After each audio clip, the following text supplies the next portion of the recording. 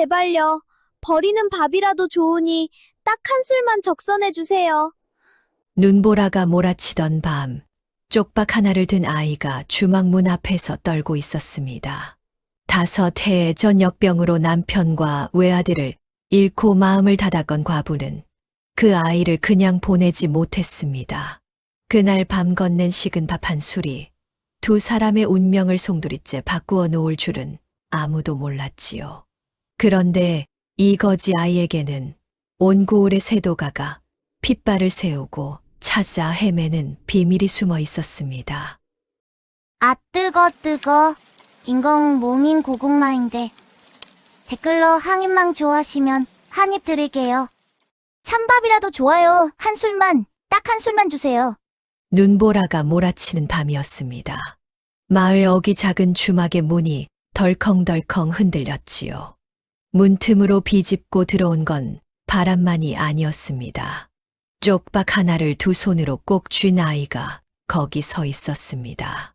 누더기 한 겹이 전부였고 집시는 한 짝이 떨어져 맨발이 그대로 드러나 있었지요.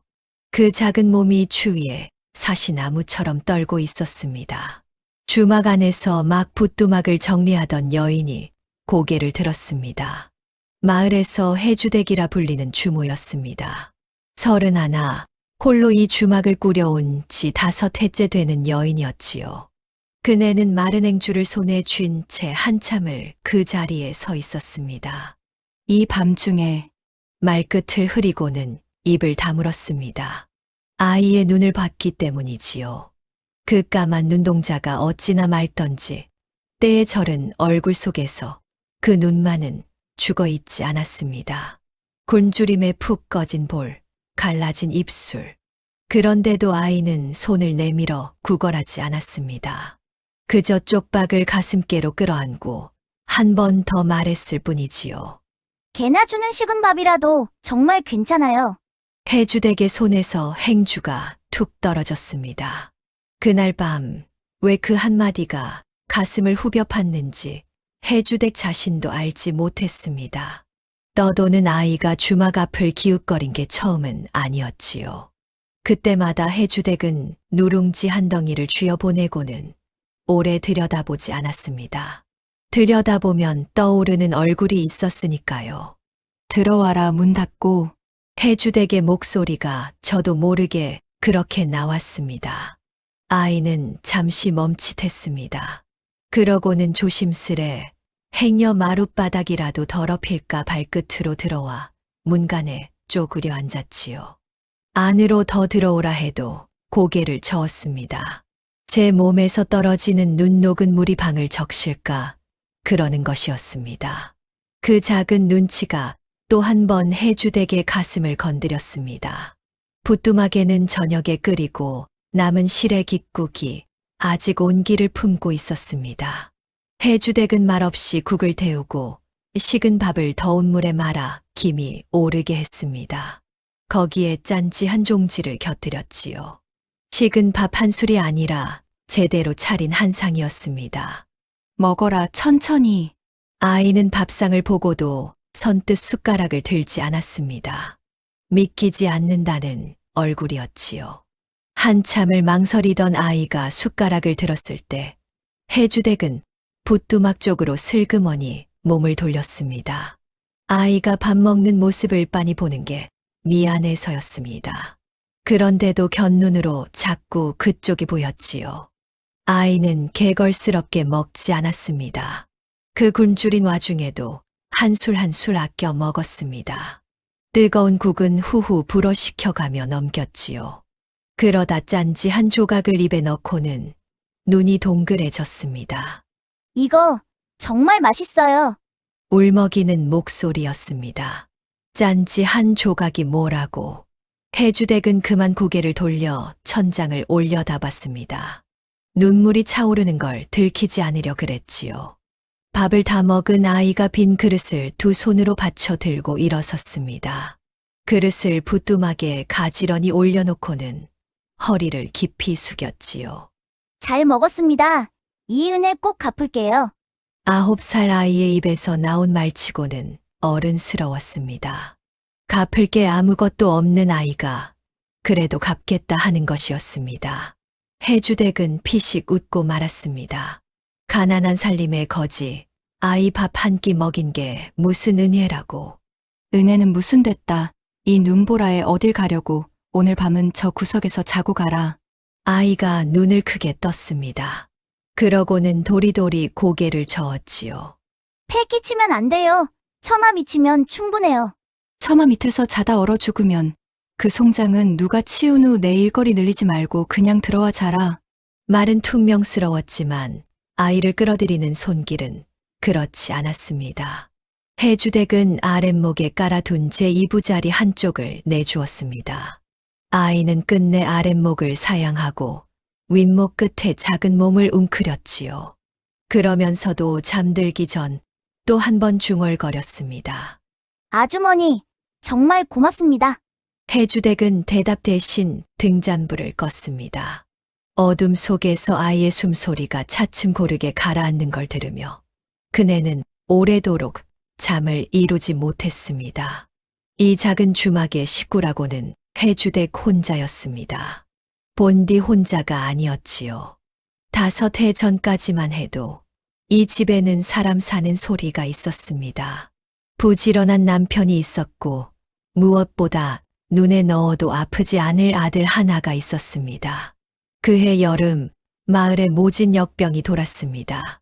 며칠 사이에 남편이 누웠고 뒤따라 아들이 열에 들떴지요.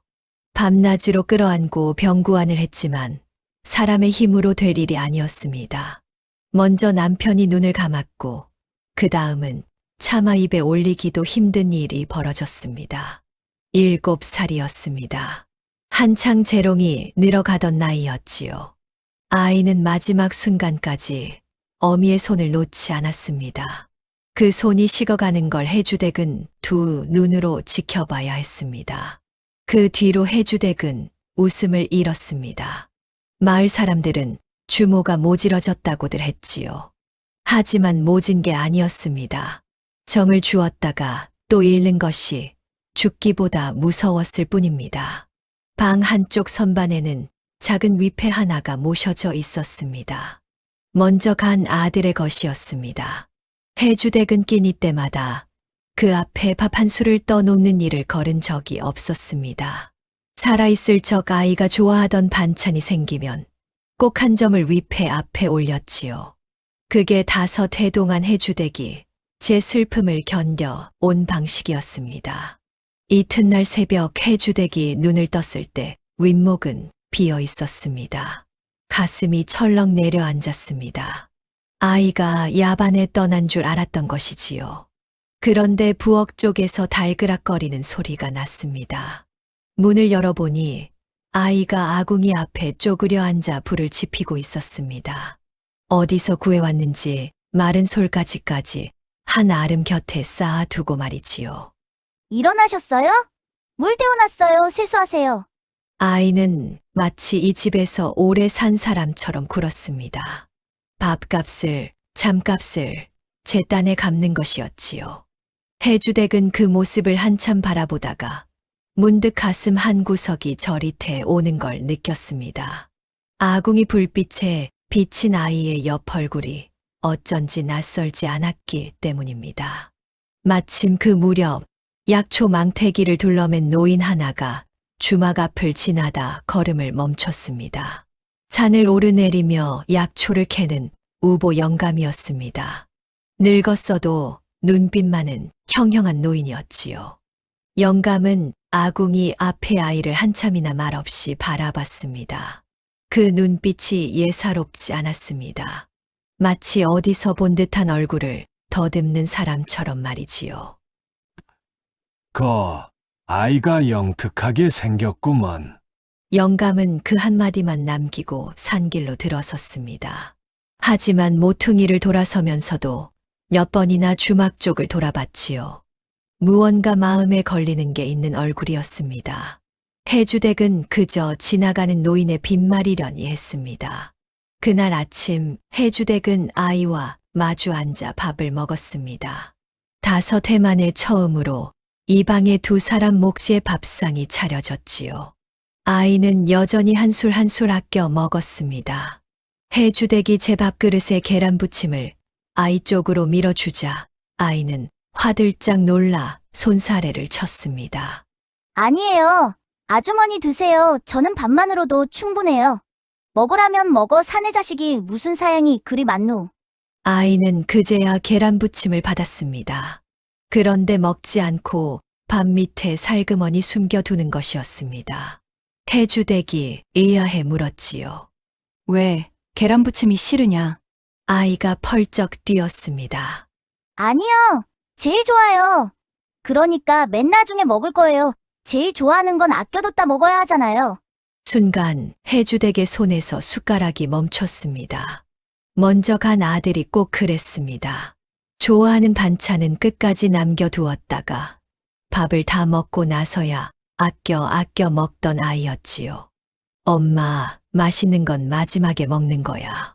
그 작은 입으로 그리 말하던 게 어제 일처럼 생생했습니다. 그 말투, 그 표정이 지금 눈앞의 아이와 어찌 이리 똑같단 말입니까?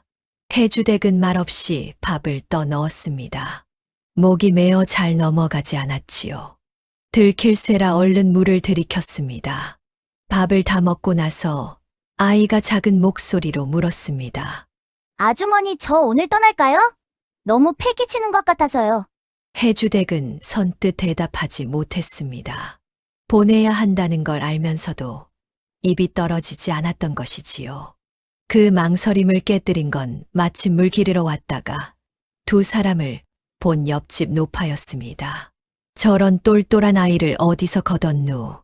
해주댁도 이제 적적한데 잘 됐네. 자식 삼아 키우지 그래. 무심코 던진 말이었습니다.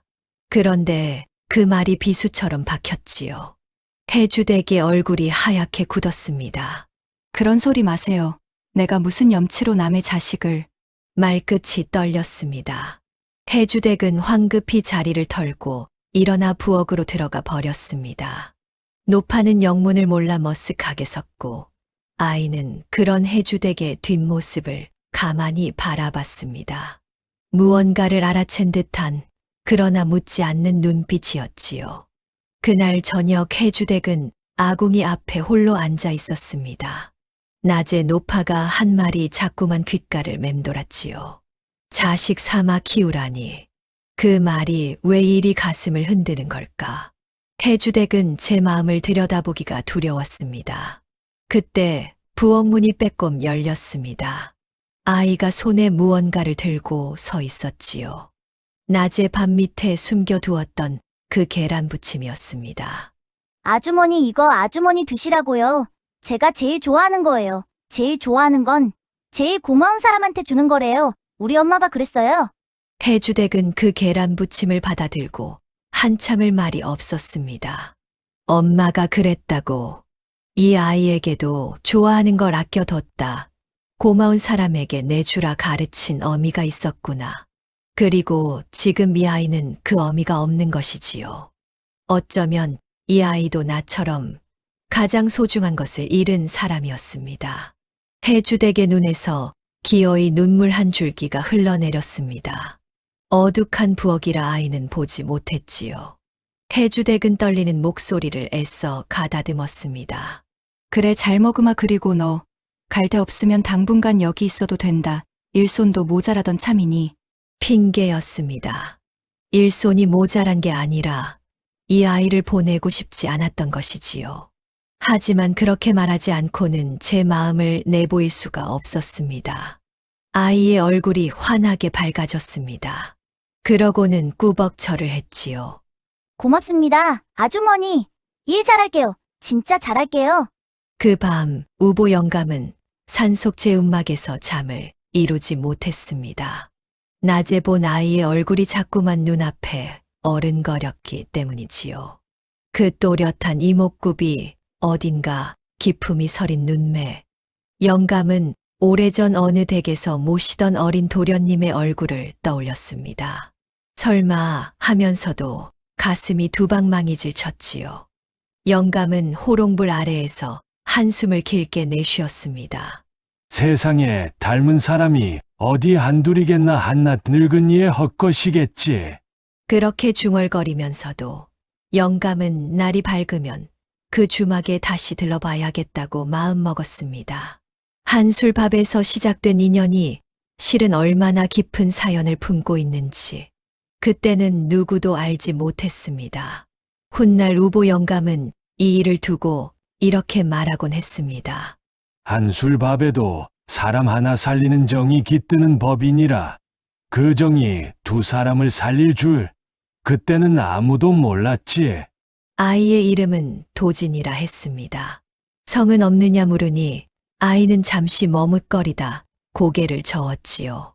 잘 모르겠어요. 그냥 어렸을 때부터 도진이라고 불렸어요. 해주댁은 더 캐묻지 않았습니다. 떠도는 아이에게 성씨를 묻는 게 무슨 소용이겠습니까? 다만 도진이라는 이름이 거지 아이에게는 어쩐지 과분하다 싶었지요. 흔한 막 이름이 아니라 어딘가 긁게나 읽은 집에서 지은 듯한 이름이었으니까요. 하지만 그뿐이었습니다. 해주댁은 그 의문을 마음 한구석에 접어두었습니다. 도진이 주막에 머문 지 며칠이 지나자 마을 사람들도 그 아이를 알아보기 시작했습니다. 처음엔 거지 아이를 거뒀다고 수군대던 이들도 며칠 지나지 않아 입을 다물었지요.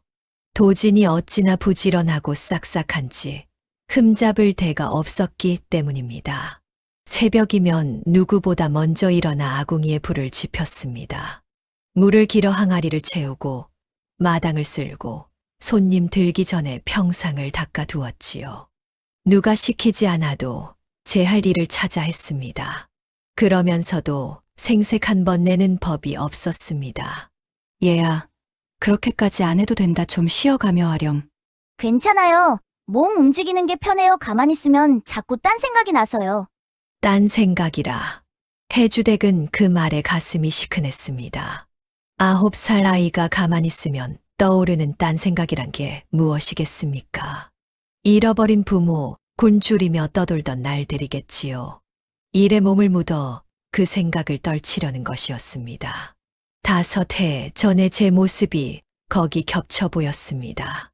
주막일이라는 게 사람을 상대하는 일입니다. 도지는 손님 다루는 대도 영리했습니다. 술국한 그릇을 내가면서도 손님의 기색을 살필 줄 알았지요. 추운 날 들어온 길손에게는 묻지도 않고 따뜻한 숭늉을 먼저 내밀었고 짐이 무거운 보찜 장수에게는 평상 가까운 자리를 권했습니다. 손님들은 그 작은 아이의 눈썰미에 혀를 내둘렀습니다. 그놈 참 영물일세. 어느 댁 자식이관데 이리 눈치가 빠른고. 장에 다녀오던 늙은 선비 하나가 도진을 보고 그리 감탄한 적도 있었습니다. 그 말에 해주댁은 괜스레 어깨가 으쓱했지요. 제 자식도 아니면서 말입니다. 도진에게는 글재주도 있었습니다. 그걸 알게 된 건 우연이었지요. 어느 날 보찜 장수 하나가 주막에서 셈을 치르다 주모와 다투었습니다. 외상값이 틀리네 만회하는 시비였지요. 해주댁은 그를 몰랐던 터라 장부에 적힌 빗금과 전만으로 외상을 기억해 왔습니다. 그런데 그 셈이 영 헷갈렸던 것이지요. 분명히 2번밖에 안 마셨는데 무슨 다푼이요. 주모가 그를 모른다고 사람을 속이는 게요. 보찜 장수의 언성이 높아졌습니다. 해주댁은 억울했지만 그를 모르니 따져볼 방도가 없었지요. 얼굴만 벌개져 있는데 곁에 있던 도진이 나섰습니다. 아저씨, 잠깐만요. 이 장부 제가 좀 봐도 될까요? 도진은 장부를 펼쳐 들고 빗금과 점을 손가락으로 짚어 가며 읽어 내려갔습니다. 그러고는 또박또박 말했지요. 여기 보세요. 닷새 전에 한 번, 사흘 전에 한 번, 2번 맞아요. 그런데 사흘 전엔 술만 드신 게 아니라 국밥도 한 그릇 잡수셨어요. 그래서 술값 2푼에 국밥값 4푼 합쳐서 다푼이에요. 아주머니가 속인 게 아니라 아저씨가 국밥을 깜빡하신 거예요. 보찜 장수의 얼굴이 벌개졌습니다. 가만 생각해 보니 정말 그날 국밥을 먹었던 것이지요. 장수는 머쓱하게 다푼을 내놓고 떠났습니다. 해주댁은 어안이 벙벙했습니다. 너 글을 읽을 줄 아느냐? 조금요, 어렸을 때 배웠어요. 도지는 또 그렇게 말끝을 흐렸습니다. 거지 아이가 어디서 글을 배웠단 말입니까? 그것도 장부의 셈을 단번에 읽어 낼 만큼 말이지요. 해주댁의 마음속 의문이 다시 고개를 들었습니다. 하지만 이번에도 캐묻지 않았습니다. 아이가 말하기 싫어하는 걸 억지로 물어 무엇하겠습니까? 그날 이후 도지는 주막의 장부를 도맡았습니다. 그동안 빚금과 점으로 어림하던 외상값을 도지는 또박또박 글자로 적어 정리했지요. 묵은 장부를 펼쳐 헝클어진 셈을 하나하나 바로잡기도 했습니다. 알고 보니 그동안 해주댁이 못 받은 외상이 적지 않았습니다. 그를 모른다고 슬쩍 떼먹은 이들이 있었던 것이지요. 도진이 장부를 바로잡은 덕에 해주댁은 떼인 줄도 몰랐던 돈을 여럿 되찾았습니다. 내 덕에 살림이 다 펴는구나 거참. 신통한 녀석일세. 해주댁은 진심으로 그리 말했습니다. 도지는 그 칭찬에 귀까지 빨개져서는 또 일거리를 찾아 마당으로 나갔지요. 이렇게 도진이 주막에 자리를 잡아가는 동안 해주댁의 마음에도 조금씩 변화가 일었습니다. 5해 동안 굳어있던 표정이 풀리기 시작한 것이지요. 도진이 무어라 한마디 하면 저도 모르게 입꼬리가 올라갔습니다. 아침에 눈을 뜨면 아이의 안부부터 살피게 되었지요. 그게 무슨 마음인지 해주댁은 애써 모르는 척했습니다. 하지만 마음 한편에는 늘 두려움이 있었습니다. 이 아이도 언젠가 떠나거나 또 이를지 모른다는 두려움이었지요. 그 생각이 들 때마다 해주댁은 일부러 무뚝뚝하게 굴었습니다. 너무 정을 붙이지 않으려고 말이지요. 그러던 어느 밤이었습니다. 밤이 깊어 도진이 잠든 뒤 해주댁은 등잔을 들고 아이가 자는 윗목으로 다가갔습니다. 아이가 이불을 잘 덮고 자는지 살피려던 것이었지요. 그런데 가까이 다가간 해주댁의 발걸음이 그 자리에 얼어붙고 말았습니다. 도진이 잠결에 한쪽 다리를 이불 밖으로 쭉 빼놓고 자고 있었던 것입니다. 별것 아닌 모습이었습니다. 그런데 해주댁에게는 대수였지요. 먼저 간 아들이 꼭 그렇게 잤기 때문입니다. 아무리 덮어줘도 자다 보면 한쪽 다리가 이불 밖으로 나와 있던 아이였습니다. 이 녀석 또 발 내놨네. 밤마다 그 다리를 넣어주며 그리 중얼거리곤 했지요. 해주댁은 등잔을 내려놓고 떨리는 손으로 도진의 다리를 이불 속으로 넣어 주었습니다. 그 작은 발이 어찌나 차갑던지요. 해주댁은 한참을 그 발을 두 손으로 감싸 쥐고 있었습니다. 그러고는 끝내 소리 죽여 흐느끼고 말았습니다. 5해 동안 꾹꾹 눌러온 울음이었습니다. 울면 무너질 것 같아 이를 악물고 견뎌왔는데 죽은 아들과 똑같은 모습으로 잠든 이 아이가 그 둑을 무너뜨린 것이지요. 내 새끼 우리 아가. 해주댁은 잠든 도진의 머리를 가만히 쓸어내렸습니다. 도진이 아니라 먼저 간 제 아들을 부르는 것이었는지 아니면 이제는 도진을 그리 부르고 싶은 것이었는지 그건 해주댁 자신도 알 수 없었습니다. 그 밤 이후로 해주댁은 더 이상 제 마음을 속이지 않기로 했습니다. 빗장을 걸어봤자 이미 정은 깊이 든 뒤였으니까요. 이튿날 아침 해주댁은 장롱 깊숙이 넣어두었던 옷감을 꺼냈습니다. 먼저 간 아들에게 지어주려다 끝내 입히지 못한 고운 무명천이었지요. 해주댁은 그 천으로 도진의 옷을 짓기 시작했습니다. 누더기를 걸친 아이를 더는 두고 볼 수 없었던 것입니다. 며칠 뒤 새 옷이 완성되었습니다. 해주댁은 도진을 불러 그 옷을 입혀주었지요. 때를 씻기고 머리를 단정히 빗기고 새 옷을 입히니 세상에 영락없는 도련님이었습니다. 누더기 속에 가려져 있던 아이의 본바탕이 그제야 드러난 것이지요.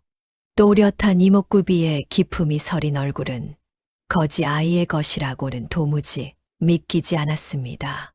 아이고, 이게 누구냐? 우리 도진이가 이리 훤한 아이였구나. 해주댁은 흐뭇하게 도진을 바라봤습니다. 그런데 마음 한편이 또 알 수 없이 술렁였지요. 새 옷을 입은 도진의 모습이 어쩐지 이 가난한 주막에는 어울리지 않았기 때문입니다. 마치 본래 있어야 할 자리가 따로 있는 사람처럼 말이지요. 해주댁은 그 묘한 느낌을 떨쳐 내려 고개를 저었습니다. 그 무렵 읍내에서는 심상치 않은 소문이 돌기 시작했습니다.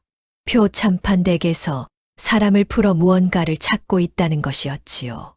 표참판이라면 이 고을은 물론이고 인근 여러 고을의 땅을 거머쥔 세도가였습니다. 그 위세가 어찌나 대단한지 고을원님도 함부로 하지 못하는 인물이었지요. 그런 표참판이 무엇을 그리 애타게 찾는지 사람들은 영문을 몰랐습니다. 글쎄, 표참판댁 하인들이 사방을 들쑤시고 다닌다지 뭐야. 무슨 어린아이를 찾는다던가. 어린아이. 그 대단한 양반이 어린아이는 무슨 일로 찾누. 장터에 모인 사람들이 수군거렸습니다. 도진은 마침 그 곁을 지나다 그 말을 들었지요. 어린아이를 찾는다는 말에 도진의 걸음이 잠시 멈칫했습니다. 하지만 곧 아무 일 없다는 듯 다시 발걸음을 옮겼습니다. 그 작은 어깨가 어쩐지 굳어 있었지요. 그 모습을 멀찍이서 우보 영감이 지켜보고 있었습니다. 며칠째 주막 근처를 맴돌며 도진을 살피던 참이었지요. 표참판이 어린아이를 찾는다는 소문과 그 주막의 도진이 영감의 머릿속에서 자꾸만 하나로 이어졌습니다. 제 짐작이 맞다면 저 아이는 지금 호랑이 아가리 앞에 앉아 있는 셈이었지요. 그러나 아직 확신이 없었습니다. 영감은 한 가지, 그 아이가 품속에 무얼 지녔는지를 알아내야 했습니다. 그것만 확인하면 모든 게 분명해질 터였으니까요. 며칠 뒤 우보 영감이 주막에 들렀습니다. 이번에는 그냥 지나치는 것이 아니라 아예 평상에 자리를 잡고 앉았지요. 약초 망태기를 내려놓고는 탁배기 한 사발을 청했습니다. 주모, 여기 탁배기 한 사발 주시게 다리도 쉴 겸. 예, 영감님 곧 내가겠습니다. 해주댁이 탁배기를 내가는 동안 우보 영감의 눈은 줄곧 도진을 쫓았습니다. 마당을 오가며 일하는 아이의 일거수일투족을 살피는 것이었지요. 도진이 평상에 먼지를 닦고 빈 그릇을 거두고 손님에게 물을 따르는 그 손놀림 하나하나를 영감은 놓치지 않았습니다. 이윽고 도진이 영감 앞에 숭늉 그릇을 내려놓았습니다. 그런데 그 그릇을 놓는 모양새가 예사롭지 않았지요. 두 손으로 그릇을 받쳐 어른 앞에 공손히 내려놓는 그 자세가 말입니다. 거지로 떠돌던 아이의 몸에 밴 행동이라고는 도무지 보기 어려운 법도가 깃든 동작이었습니다. 우보 영감의 눈이 가늘어졌습니다. 얘야, 이리 와 앉아보거라. 이 늙은이가 다리가 아파 그러니 잠깐 말동무나 해다오. 도진은 잠시 망설이다 영감 곁에 조심스레 앉았습니다. 영감은 짐짓 단청을 부리며 이런저런 것을 물었지요. 어디서 왔느냐, 부모는 어찌 되었느냐, 글은 어디서 배웠느냐. 도진은 그때마다 말끝을 흐리거나 잘 모르겠다고만 했습니다. 영감은 더 캐묻지 않았습니다. 다만 마지막에 지나가는 말처럼 한마디를 던졌지요. 너 혹시 어렸을 때 불러주던 노래 같은 거 없느냐? 자장가라든가. 도진의 어깨가 흠칫 떨렸습니다. 아이의 눈이 잠시 먼 데를 향했지요. 무언가 아련한 기억을 더듬는 얼굴이었습니다. 있어요. 잘 기억은 안 나는데 엄마가 불러주던 노래가 하나 있었어요. 곡 조만 어렴풋이. 한번 불러볼 수 있겠느냐? 도진은 수줍어하면서도 작은 목소리로 그 곡조를 흥얼거렸습니다. 가사는 거의 잊어버려 곡조만 더듬더듬 이어갔지요. 그런데 그 곡조를 듣는 순간 우보 영감의 손에서 숭늉 그릇이 떨어질 뻔했습니다. 영감의 얼굴이 하얗게 질렸지요. 그 자장가였습니다. 옛날 그댁 안방마님이 갓난 도련님을 재우며 부르던 바로 그 곡조였던 것입니다. 다른 데서는 들어본 적 없는 그 댁에서만 내려오던 자장가. 영감은 수십 년 그 댁에서 청지기 노릇을 하며 그 노래를 수도 없이 들었습니다. 어찌 그 곡조를 잊겠습니까? 우보 영감의 눈가가 붉어졌습니다. 이제 의심은 확신으로 바뀌었습니다. 이 아이는 틀림없이 그 댁의 핏줄이었습니다.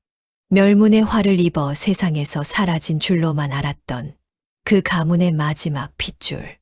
영감은 떨리는 가슴을 가까스로 진정시켰습니다. 여기서 정체를 드러낼 수는 없었지요.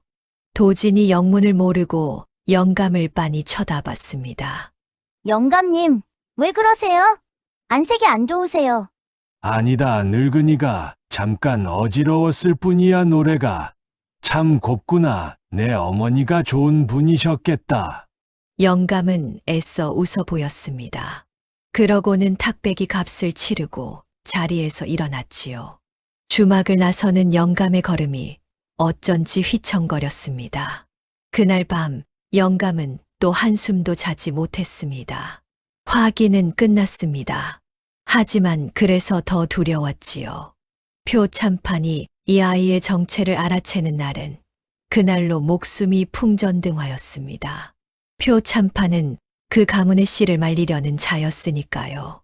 섣불리 나섰다가는 도리어 아이를 사지로 모는 꼴이 될 수도 있어 영감은 갈피를 잡지 못했습니다. 한편 표참판 댁에서는 핏줄 찾는 일이 점점 다급해지고 있었습니다. 표참판이 사랑채에서 측근 하나를 불러앉혀 놓고 닥달하고 있었지요. 그 측근은 임석이라는 자로 오랜 세월 표참판의 굳은 일을 도맡아 온 자였습니다. 아직도 못 찾았단 말이냐. 벌써 몇 달째냐. 이게. 송구합니다. 대감. 인근 고을을 샅샅이 뒤지고 있으나 워낙 어린 것이라 종적이 묘연하여 어린 것이라 더 위험한 게야. 그 핏줄이 자라 제 가문의 내력을 알게 되는 날에는 우리가 어찌 되겠느냐. 무슨 수를 써서라도 찾아내거라. 찾는 즉시 내게 데려와 알겠느냐. 명심하겠습니다. 임석이가 물러간 뒤 표참판은 사랑채에 홀로 앉아 호박 염주를 굴렸습니다. 그 얼굴에 불안한 그늘이 스쳤지요. 8배 전 그는 한 가문을 통째로 무너뜨렸습니다. 조정의 충신으로 이름 높던 송한림 댁이었지요. 표참판은 그 댁의 재산과 위세가 탐이 났습니다. 그래서 거짓 상소를 꾸며 송한림에게 영모의 누명을 씌웠지요. 송한림은 변변히 항변할 새도 없이 사약을 받았고 그 가문은 풍비박산이 났습니다. 표참판은 그 틈에 송한림 댁의 재산을 제 것으로 삼켰습니다. 다만 한 가지 마음에 걸리는 일이 있었습니다. 멸문의 와중에 송한림의 어린 손자 하나가 자취를 감춘 것이지요.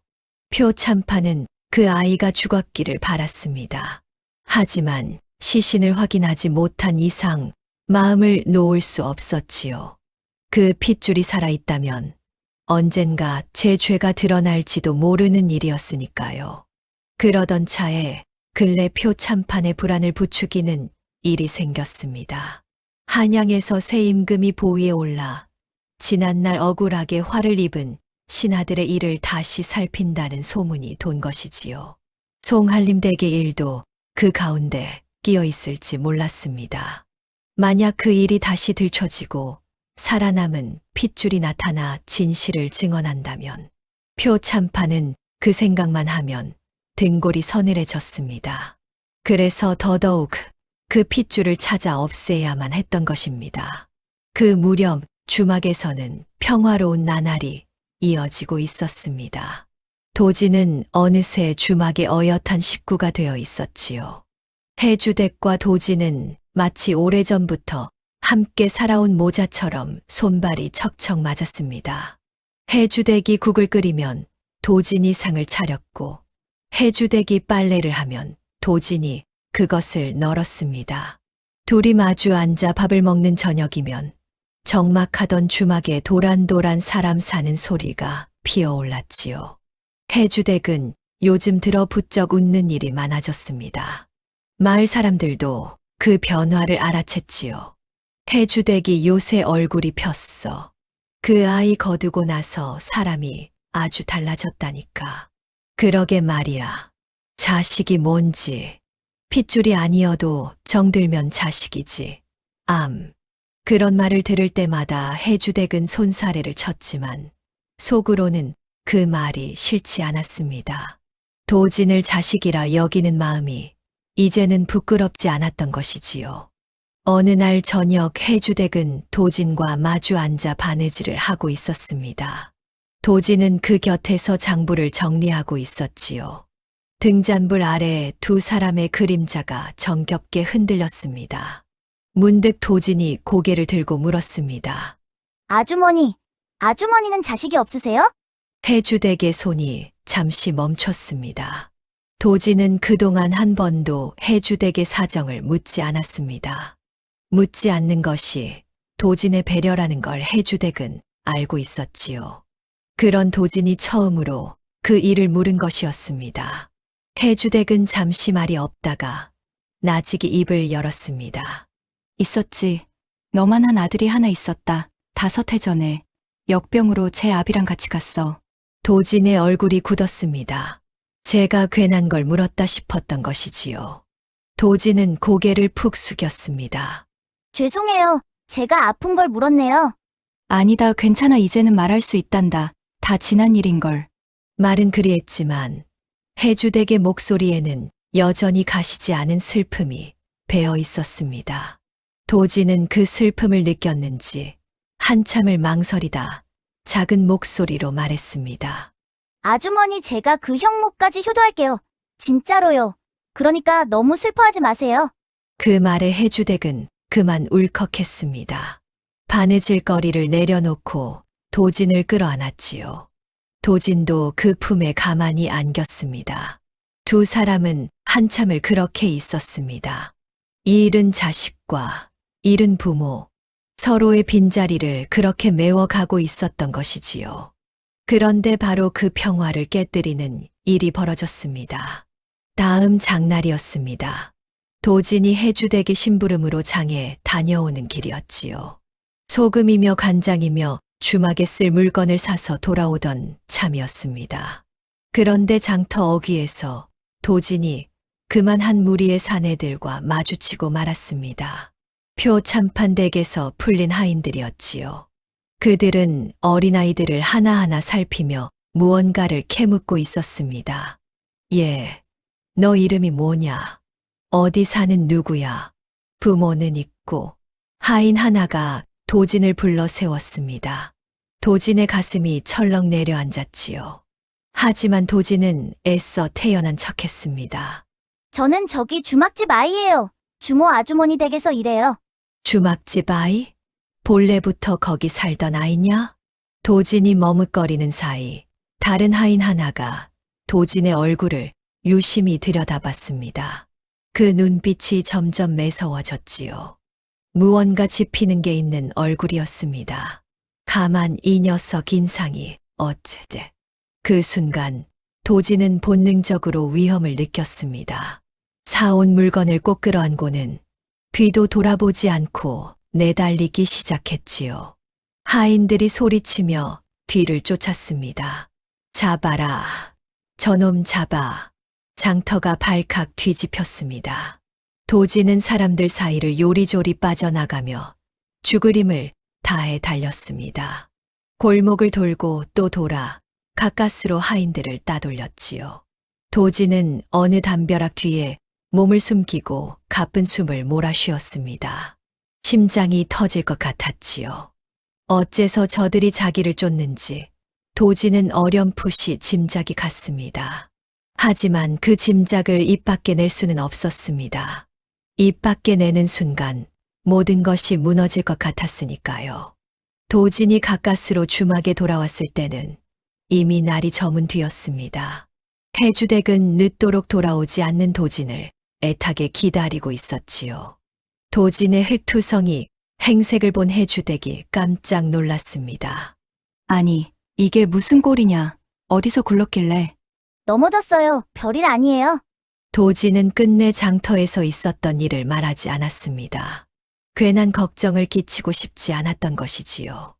해주댁은 흙 묻은 옷을 털어주며 혀를 찼지만 그 눈빛에는 무언가 심상치 않은 일이 있었음을 직감하는 기색이 어렸습니다. 그날 밤 도진은 좀처럼 잠을 이루지 못했습니다. 품속 깊이 간직한 천 조각을 꺼내 어둠 속에서 가만히 만져보았지요. 어머니가 남긴 단 하나의 유품이었습니다. 그 천 조각에 무엇이 수놓아져 있는지, 그것이 무엇을 뜻하는지 도진은 알듯 말듯 했습니다. 다만 어머니가 마지막으로 당부한 말만은 또렷이 기억했지요. 이것만은 누구에게도 보이지 말거라. 때가 되면 이것이 너를 지켜줄 게다. 그 말의 뜻을 어린 도진은 아직 다 헤아리지 못했습니다. 장터에서 도진이 쫓긴 일은 며칠 지나지 않아 우보 영감의 귀에도 들어갔습니다. 우려하던 일이 시작된 것이지요. 표 참판의 손이 코앞까지 뻗쳐왔으니 영감은 더는 지켜만 볼 수 없었습니다. 그 길로 영감은 주막을 찾았습니다. 마침 손님이 뜸한 저녁 나절이었지요. 영감은 도진을 잠시 마당으로 불러내 사람들 눈을 피해 나직이 물었습니다. 얘야, 늙은이가 한 가지만 묻자. 너 혹시 몸에 지닌 게 있느냐? 어머니가 남긴 것 말이다. 천 조각이라든가 폐물이라든가. 도진의 눈이 흔들렸습니다. 어찌 영감이 그걸 안단 말입니까? 도진은 본능적으로 품을 손으로 가렸지요. 어머니의 당부가 떠올랐던 것입니다. 누구에게도 보이지 말라던 그 말이. 그런 거 없어요. 얘야, 이 늙은이를 못 믿겠느냐? 그래, 못 믿는 게 당연하지. 허나 이것만은 알아두거라. 내가 지금 큰 위험에 처해 있다는 걸 너를 쫓는 자들이 누군지 이 늙은이는 안다. 그 자들이 너를 잡으면 무슨 일이 벌어질지도. 도진의 낯빛이 하얗게 질렸습니다. 영감은 도진의 어깨를 가만히 짚었지요. 그 손길에 거짓이 없음을 도진은 느꼈습니다. 오늘은 더 묻지 않으마. 허나 명심해라. 무슨 일이 있어도 그 물건을 잃어서는 안 된다. 그리고 위험하다 싶으면 망설이지 말고 이 늙은이를 찾아오너라. 산 너머 약초막에 있을 테니. 영감은 그 말만 남기고 돌아갔습니다. 도진은 어둠 속에 한참을 서 있었지요. 영감의 말이 무엇을 뜻하는지 도진은 어렴풋이 알 것 같았습니다. 그러나 그 알미 두려웠습니다. 알면 알수록 이 평온한 날들이 끝나간다는 뜻이었으니까요. 그날 밤 부엌에서 두 사람의 그림자가 마주했습니다. 해주댁은 도진의 기색이 며칠째 이상한 걸 더는 모른 척할 수 없었지요. 장터에서 흙투성이로 돌아온 일, 부쩍 말수가 줄어든 일, 밤마다 뒤척이는 일. 해주댁은 도진을 마주 앉히고 조심스레 물었습니다. 도진아, 너 무슨 일 있는 거지? 이 어미한테 말 못할 일이냐? 어미라는 말이 해주댁의 입에서 처음으로 나왔습니다. 도진의 눈이 커졌지요. 해주댁 자신도 그 말이 제 입에서 나온 줄 몰랐던 모양입니다. 잠시 어색한 침묵이 흘렀습니다. 그 침묵을 깬 건 도진이었지요. 아주머니죠. 어쩌면 곧 떠나야 할지도 몰라요. 떠나다니, 그게 무슨 소리냐? 제가 여기 있으면 아주머니한테 화가 미칠지도 몰라요. 나쁜 사람들이 저를 찾고 있어요. 왜 찾는지는 저도 잘 몰라요. 그치만 그 사람들이 여기까지 오면 아주머니가 다치실 거예요. 그러니까 그 전에 제가 그만. 해주댁이 도진의 말을 잘랐습니다. 그 목소리가 단호했지요. 누가 너를 찾든 무슨 일이 있든 너는 아무 데도 안 간다 알겠느냐? 내가 너를 거둔 게 무슨 동정인 줄 아느냐 아니다. 너는 이제 내 식구야. 식구가 위험하다고 내쫓는 어미가 세상 천지에 어디 있어. 하지만 아주머니, 하지만은 무슨 그 나쁜 사람들이 오면 내가 마그마 너는 내 뒤에 있으면 돼. 5해 전에 나는 내 새끼를 지키지 못했다. 두 눈 멀쩡히 뜨고 떠나보냈어. 그게 한이 되어 5해를 살았다 한데 또 그런 일을 겪으라고? 어림없는 소리. 이번엔 무슨 일이 있어도 지킬 게다. 해주댁의 두 눈에 물기가 어렸습니다. 그러나 그 눈빛만은 어느 때보다 결연했지요. 도지는 그만 울음을 터뜨리고 말았습니다. 5해를 떠돌며 누구도 자기를 지켜주겠다 한 적이 없었으니까요. 그런 도진에게 제 몸으로 막아주겠다는 사람이 생긴 것입니다. 아주머니, 아주머니. 도지는 해주댁의 품에 안겨 한참을 울었습니다. 해주댁도 도진을 끌어안고 등을 토닥였지요. 그 밤 두 사람 사이에는 핏줄보다 진한 무언가가 단단히 맺혔습니다. 이튿날 해주댁은 결심한 듯 마을 어른들을 찾아다녔습니다. 도진을 지키려면 우선 마을의 인심을 제 편으로 만들어 두어야 한다 여긴 것이지요. 다행히 도진은 그동안 마을 사람들에게 곱게 보인 터라 인심을 얻는 건 어렵지 않았습니다. 다만 마을 어른 하나가 걱정스레 말했지요. 해주되 그 아이를 지키고 싶은 마음은 알겠네만 상대가 표참판이라면 얘기가 다르네. 그 양반이 누군가? 원님도 함부로 못하는 양반이야. 괜히 맞섰다가 자네까지 화를 입을까? 그게 걱정일세. 화를 입어도 어쩔 수 없지요. 제 자식을 내주고 사느니 차라리. 허허, 자식이라. 핏줄도 아닌데 어찌 그리 모진 마음을 먹누. 핏줄이 별겁니까? 한솥밥 먹고 한 이불 덮고 자면 그게 식구지요. 어른께서도 도진이 그 아이 됨됨이를 아시잖습니까? 그런 아이를 호랑이 굴에 내던지란 말씀이세요? 해주댁의 말에 마을 어른도 더는 말리지 못했습니다. 도진의 됨됨이는 마을 사람 누구나 인정하던 바였으니까요. 어른은 긴 한숨을 내쉬고는 도진을 위해 힘닿는 데까지 돕겠노라 약조했습니다. 그러나 표참판의 손길은 마을의 인심 따위로 막을 수 있는 것이 아니었습니다. 며칠 뒤 끝내 표참판 댁 사람들이 주막에 들이닥쳤습니다. 임석이가 하인 여럿을 거느리고 나타난 것이지요. 마침 도진은 우보 영감의 당부대로 위험을 느끼고 뒷방에 몸을 숨긴 뒤였습니다. 임석이는 거드름을 피우며 주막 안을 둘러봤습니다. 주모, 이 댁에 근래 거둔 사내 아이가 있다지. 9살쯤 된 얼굴 반반한 아이 말이야. 그 아이 어디 있나? 해주댁의 가슴이 철렁했습니다. 그러나 겉으로는 태연한 척 행주로 손을 닦으며 답했지요. 사내 아이라뇨. 우리 집엔 그런 아이 없습니다. 보시다시피 저 혼자 꾸리는 주막인뎁쇼. 허, 시치미를 떼는구먼. 온 마을이 다 아는 일을 나만 모를 줄 아나. 순순히 내놓는 게 좋을 거야.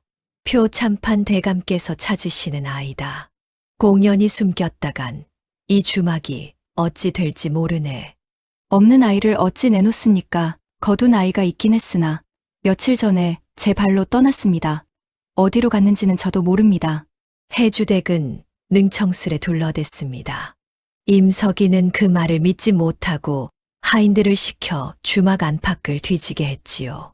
하인들이 방이며 부엌이며 헛간까지 들쑤셨습니다.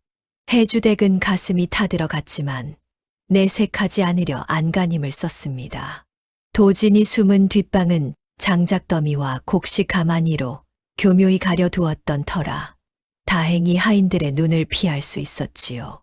한참을 뒤지고도 아이를 찾지 못한 임석이는 분이 잔뜩 오른 얼굴로 해주댁을 노려봤습니다. 오늘은 이만 가겠다만 명심해. 만약 그 아이를 숨긴 게 들통나는 날은 내년 목숨도 성치 못할 줄 알아라.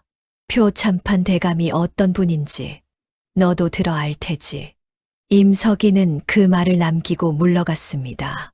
그들이 멀어진 뒤에야 해주댁은 후들거리는 다리로 주저앉았지요. 그러나 한숨 돌릴 새도 없이 뒷방으로 달려갔습니다. 장작 더미를 해치니 도진이 그 안에서 새파랗게 질린 얼굴로 웅크리고 있었지요.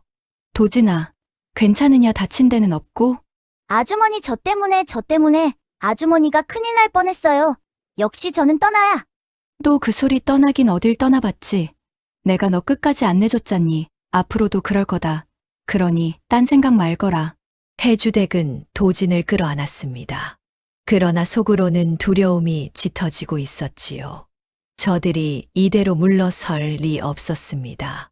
다음엔 더 모진 방법으로 들이닥칠 게 분명했지요. 해주댁 혼자 힘으로 표참판을 막는 건 계란으로 바위치기였습니다. 그날 밤 해주댁은 도진을 데리고 산 너머 약초막을 찾았습니다. 도진이 일러준 우보 영감이 있다는 그곳이었지요. 달리 기댈 데가 없었던 것입니다. 영감이라면 무언가 방도를 알지도 모른다는 지푸라기라도 잡는 심정이었습니다. 약초막에 잃은 두 사람을 보고 우보 영감은 놀라면서도 한편 올 것이 왔다는 표정을 지었습니다. 영감은 두 사람을 안으로 데리고 호롱불 아래 마주 앉았지요. 해주댁이 그간의 사정을 털어놓았습니다. 표참판댁 사람들이 도진을 찾아 들이닥친 일을 영감은 묵묵히 듣고 있다가 무겁게 입을 열었습니다. 올 것이 왔구먼 주모. 이제 내가 하는 말을 잘 들으시게 놀라지 말고. 영감은 도진을 한번 바라보고는 천천히 말을 이었습니다. 이 아이는 보통 아이가 아닐세. 이 늙은이가 짐작하기로 이 아이는 8회 전에 화를 입은 어느 충신댁의 핏줄이야. 표 참판이 이 아이를 찾는 까닭도 거기 있고. 해주댁의 입이 벌어졌습니다. 도진도 영감을 멍하니 바라봤지요. 영감은 아직 모든 걸 밝히지는 않았습니다. 다만 도진이 처한 위험의 정체만을 짚어준 것이지요. 표 참판이 이 아이를 찾는 건 거둬 키우려는 게 아닐세 없애려는 게야. 이 아이가 살아있는 한 표 참판은 두 다리 뻗고 잘 수가 없거든. 그러니 주모, 이 아이를 지키려면 보통 각오로는 안 되네. 해주댁은 한참을 말이 없었습니다. 충신댁 핏줄이라느니 멸문이라느니 하는 말은 가난한 주모에게는 까마득히 먼 이야기였지요. 그러나 한 가지만은 분명했습니다. 도진이 큰 위험에 처해 있고 자기가 그 아이를 지켜야 한다는 것. 해주댁은 천천히 고개를 들었습니다. 그 눈빛이 어느 때보다 단단했지요. 영감님, 그 아이가 어느 댁 핏줄이든 제게는 그냥 도진입니다. 제 자식이에요. 어찌하면 이 아이를 지킬 수 있는지 그것만 일러주세요. 무슨 짓이든 하겠습니다. 영감은 그 말에 깊이 고개를 끄덕였습니다. 도진을 향한 해주댁의 마음이 그 어떤 핏줄보다 진하다는 걸 느꼈던 것이지요. 영감은 비장한 얼굴로 입을 열었습니다. 방도가 아주 없는 건 아닐세. 다만 목숨을 건 일이 될 게야. 이 아이의 결백과 표 참판의 죄를 세상에 드러내는 것, 그것만이 이 아이가 살 길일세. 그러자면 증거가 필요하네. 그리고 그 증거를 가려줄 사람도. 호롱불이 가늘게 흔들렸습니다. 세 사람의 그림자가 벽에 길게 드리워졌지요. 가난한 주모와 떠돌이 노인, 그리고 멸문한 가문의 어린 핏줄. 이 약초막에서 거대한 세도가에 맞서는 위태로운 싸움이 막 시작되려 하고 있었습니다. 그날부터 도진은 우보 영감의 약초막을 자주 드나들게 되었습니다. 표 참판의 눈을 피하려면 주막에만 있어선 안 된다는 영감의 뜻이었지요.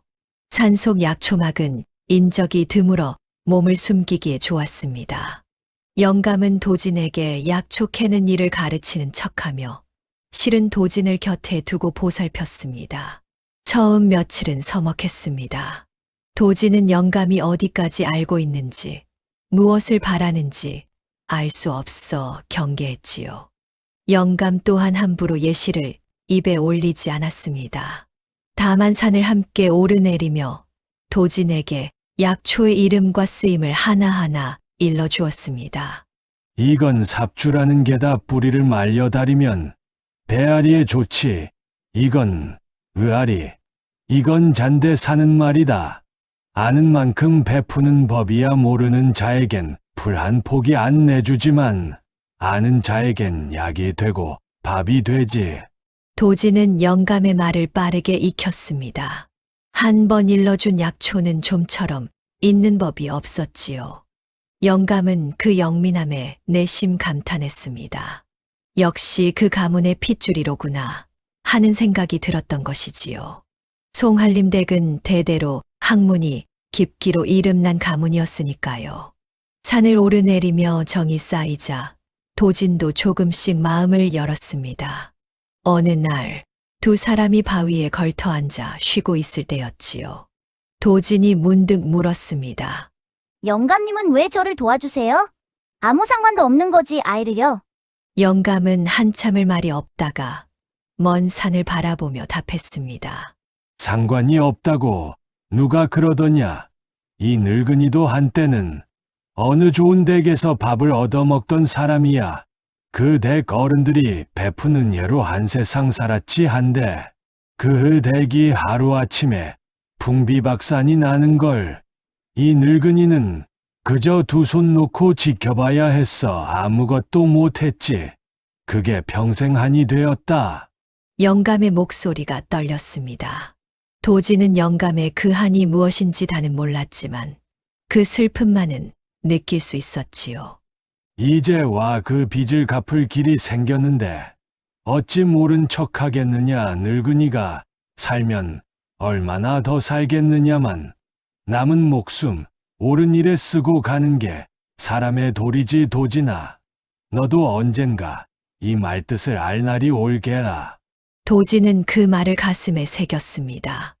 영감의 깊은 눈빛 속에서 도진은 처음으로 어른의 진심이란 것을 보았지요. 그날 이후 도진은 영감을 진심으로 따르게 되었습니다. 한편 해주댁은 약초막을 오가는 도진을 위해 끼니마다 정성껏 도시락을 쌌습니다. 도진이 좋아하는 반찬을 빠뜨리지 않았지요. 도진은 그 도시락을 영감과 나누어 먹었습니다. 산속에서 셋이 둘러앉아 먹는 밥은 비록 차는 변변찮아도 더없이 따뜻했습니다. 어느 날 점심나절 도진이 도시락을 펼치다 영감에게 계란 부침을 내밀었습니다. 영감님, 이거 드세요. 아주머니가 싸주신 거예요. 내가 제일 좋아하는 게 아니더냐. 늙은이 주지 말고 내가 먹어라. 제일 좋아하니까 영감님 드리는 거예요. 제일 좋아하는 건 제일 고마운 사람한테 주는 거래요. 우리 엄마가 그랬어요. 영감의 손이 잠시 멈췄습니다. 그 말 속에 어머니가 누구인지 영감은 알고 있었으니까요. 영감은 그 계란 부침을 받아들고 고개를 돌려 눈가를 훔쳤습니다. 이렇게 도진과 우보 영감 그리고 해주댁 사이에는 단단한 유대가 맺어졌습니다. 핏줄도 아니요. 본디 아무 연도 없던 세 사람이 한 아이를 지키겠다는 마음 하나로 한 식구처럼 묶인 것이지요. 그 유대가 앞으로 닥쳐올 험한 싸움에서 무엇보다 든든한 버팀목이 될 터였습니다. 그러나 마냥 산속에 숨어 있을 수만은 없었습니다. 도진이 살아남으려면 결국 표참판의 죄를 세상에 드러내야 했지요. 그러자면 증거가 필요했습니다. 우보 영감은 그 증거를 모으기 위해 위험을 무릅쓰고 발로 뛰기 시작했습니다. 영감이 가장 먼저 찾아간 곳은 옛 송한림 댁에서 함께 일하던 사람들이었습니다. 멸문 후 뿔뿔이 흩어진 옛 식솔들을 수소문한 것이지요. 8회 세월의 덜어는 죽고 덜어는 멀리 떠나 쉬운 일이 아니었지만 영감은 포기하지 않았습니다. 여러 날을 헤맨 끝에 영감은 옛 송한림 댁의 친모였던 노파 하나를 찾아냈습니다. 인근 고을에서 삭바느질로 연명하던 노파였지요. 예시를 묻자 노파는 처음엔 손사래를 치며 입을 다물었습니다. 표 참판의 위세가 두려웠던 것이지요. 아이고, 그 대길은 말도 마시오. 괜히 입 잘못 놀렸다간 우리까지 화를 입어요. 나는 아무것도 몰라요. 아무것도. 할멈, 내 얘기 좀 들어보게. 그 댁 어린 손자가 살아있다네. 노파의 손에서 바늘이 툭 떨어졌습니다. 노파는 믿기지 않는다는 얼굴로 영감을 바라봤지요. 뭐라고요? 도련님이 살아계시다고요? 그렇다네. 지금 내가 그 아이를 지키고 있어 한데 표 참판이 그 아이를 잡으려고 혈안이 되어 있네. 할멈, 자네가 그 댁 안방의 일을 잘 알지 않나? 그 아이가 그 댁 핏줄임을 증명할 만한 것이라면 무엇이든 좋네. 좀 일러주게.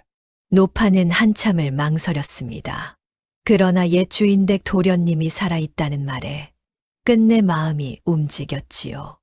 노파는 떨리는 목소리로 옛 기억을 더듬기 시작했습니다. 도련님이 갓난쟁이 적에 마님께서 손수 베네쩌고리에 술을 놓으셨지요. 그 댁 가문의 문양을요. 그리고 그 수 옆에 마님 함자에서 한 글자를 따 넣으셨어요. 당신 자식임을 표시해 두신 게지요. 만약 그 수놓은 천이 남아있다면 그게 바로 증표의 개입니다. 그 문양과 글자를 아는 사람은 이제 이 세상에 몇 남지 않았어요. 영감의 가슴이 뛰었습니다. 도진이 품에 지닌 그 천 조각이 바로 그것이 분명했지요. 영감은 노파에게 그 문양의 생김새와 글자를 자세히 물어 머릿속에 새겼습니다. 훗날 그 천 조각이 진짜임을 증언하려면 영감이 그 내력을 정확히 알아야 했으니까요. 고맙네. 할멈, 자네 덕에 도련님을 살릴 길이 열렸어 한데 훗날 관아에서 증언을 청하면 자네가 나서 줄 수 있겠나? 그 천 조각이 진짜임을 말해 줄 사람이 자네 말고는 없네. 노파는 두려움에 몸을 떨었습니다. 표 참판에게 맞서는 일이었으니까요. 그러나 옛 주인댁의 은혜를 떠올린 노파는 끝내 비장하게 고개를 끄덕였습니다. 그러지요. 이 늙은 목숨, 옛 주인댁 도련님을 위해 쓴다면 아까울 게 없지요. 부르시면 언제든 나가리다. 이렇게 첫 번째 증인을 얻은 영감은 다음 증거를 찾아 나섰습니다. 이번엔 더 위험한 일이었지요. 바로 표 참판이 송할림을 모함하는 데 썼던 거짓 상소의 내막을 캐는 일이었습니다. 영감은 그 거짓 상소가 표 참판 혼자 꾸민 일이 아님을 알고 있었습니다. 표 참판은 글재주가 변변치 못한 자였지요. 분명 누군가 대신 글을 지어준 자가 있을 터였습니다. 그 자를 찾아내 진상을 밝히게 한다면 표 참판의 죄를 드러낼 결정적 증거가 될 것이었지요. 영감은 옛 기억을 더듬었습니다. 멸문 무렵 표 참판의 곁을 그림자처럼 따라다니던 자가 하나 있었지요. 글솜씨가 뛰어나기로 소문난 자였습니다. 그 자를 수소문해 보니 바로 임석이었습니다. 지금 도진을 쫓는 그 자 말이지요. 거짓 상소를 대신 지은 자가 표 참판에 충견이 되어 있으니 그 자의 입에서 진실을 끌어내기란 하늘의 별 따기였습니다. 그러나 아무리 단단한 둑도 작은 틈에서 무너지는 법. 영감은 임석이의 약점을 찾기 시작했습니다. 그러던 차에 뜻밖의 실마리가 잡혔습니다. 영감이 옛 식솔들을 수소문하던 중 임석이에게 깊은 원한을 품은 자를 만난 것이지요. 임석이에게 누명을 쓰고 모든 걸 잃은 옛 아전이었습니다. 그 자는 임석이라면 이를 갈았지요. 영감이 임석이의 예시를 묻자 그 자는 술술 털어놓았습니다. 임석이 그놈요. 그놈이 표 참판 밑에서 한 짓이 어디 한둘인 줄 아시오. 거짓 문서를 꾸미고 남의 땅 문서를 위조하고 그놈 글솜씨가 표 참판의 더러운 일을 다 가려준 게요. 한데 그놈도 약점이 있지. 그놈이 위조한 문서마다 제 버릇을 못 버리고 똑같은 흔적을 남긴다오. 글자 끝을 묘하게 흘려 쓰는 버릇 말이오. 그 흔적만 찾아내면 위조가 그놈 지심을 밝힐 수 있을게요. 영감의 눈이 번쩍 뜨였습니다. 글씨체의 버릇이라. 그 거짓 상소문의 글씨와 임석이가 평소 쓰는 글씨를 견주어 같은 자의 것임이 드러난다면 거짓 상소를 임석이가 지었다는 산 증거가 되는 것이지요. 그리고 그 임석이가 표 참판의 사람이니 화살은 곧장 표 참판을 향할 터였습니다. 문제는 그 거짓 상소문을 어디서 구하느냐였습니다.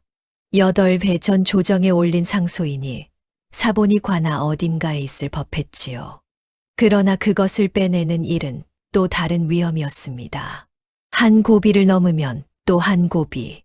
그래도 도진을 살릴 길이 한 걸음씩 열리고 있었으니 영감은 마음을 다잡았습니다.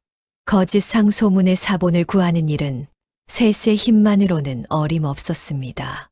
그것은 관아 깊숙한 문서고에 잠들어 있었으니까요. 그런데 뜻밖의 곳에서 길이 열렸습니다. 바로 관아의 늙은 형방이었지요. 이 형방은 송할림이 사약을 받던 그해 그 일을 가까이에서 지켜본 사람이었습니다. 송할림이 영모를 꾀할 위인이 아님을 알면서도 일개 형방이 무엇을 할 수 있었겠습니까? 그저 입을 다물고 응어리를 품은 채 세월을 보낼 수밖에요. 우보 영감이 그 형방을 찾아간 건 예자전의 귀띔 덕이었습니다. 영감은 형방을 조용한 주막으로 불러내 술잔을 기울이며 속내를 떠봤지요. 처음엔 형방도 경계했습니다. 그러나 영감이 송할림의 손자가 살아있다는 말을 꺼내자 형방의 눈빛이 흔들렸습니다. 그 댁 도련님이 살아계시다. 정말이요? 정말이고 말고 내 두 눈으로 보고 있네. 그 아이가 지금 표 참판의 칼끝 앞에 놓여 있어. 형방, 자네도 그 일을 보았다지. 송할림이 억울하게 갔다는 걸 자네도 알게야. 이제라도 그 한을 풀어드릴 길이 생겼는데 모른 척하겠나? 형방은 술잔을 든 채 한참을 말이 없었습니다. 그 얼굴에 8회 묵은 회한이 스쳤지요. 이윽고 형방이 잔을 내려놓고 낮은 목소리로 입을 열었습니다. 그날을 어찌 잊겠소. 송할림 그 어른이 사약을 받기 전에 하신 말씀이 아직도 귀에 쟁쟁하오. 하늘이 알고 땅이 안다. 내 결백은 언젠가 밝혀질 것이다. 그리 말씀하셨소. 나는 그 말을 듣고도 입을 다물었지.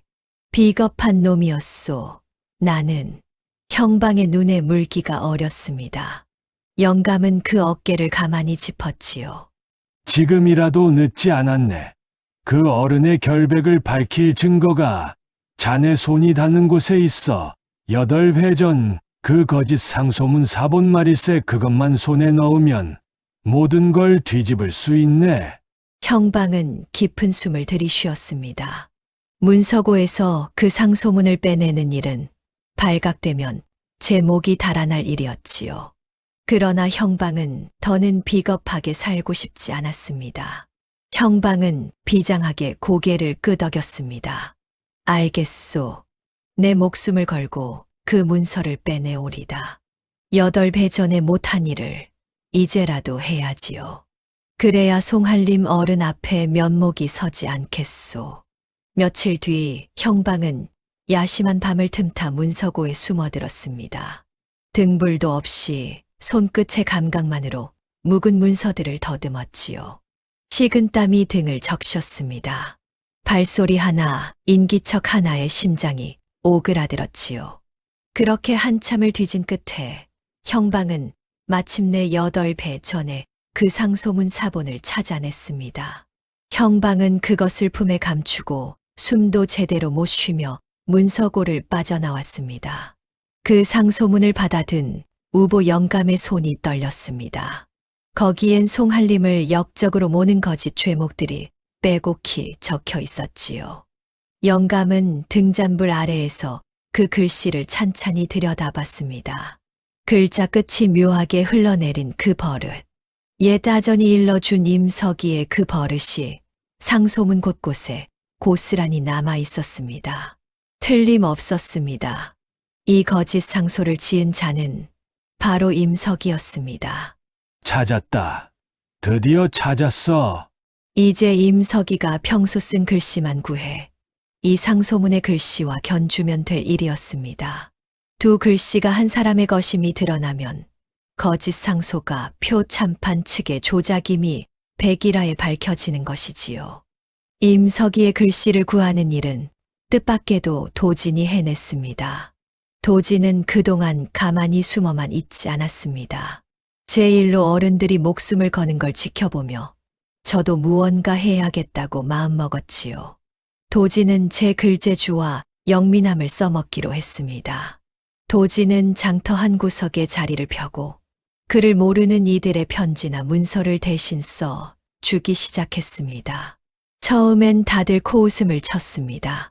코 흘리게 아이가 무슨 대피를 한단 말입니까? 얘야, 어른 글도 못 믿을 판에 내 글을 누가 믿어. 저리 가서 놀기나 해라.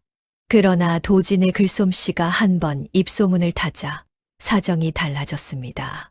멀리 사는 아들에게 편지를 붙이고 싶어 하던 한 노파가 처음으로 도진을 찾았지요.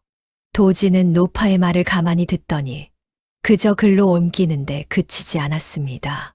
할머니, 그냥 잘 있다고만 쓰면 아드님이 걱정하실 거예요. 무릎이 시리시다는 거. 그래도 끼니는 거르지 않으신다는 거.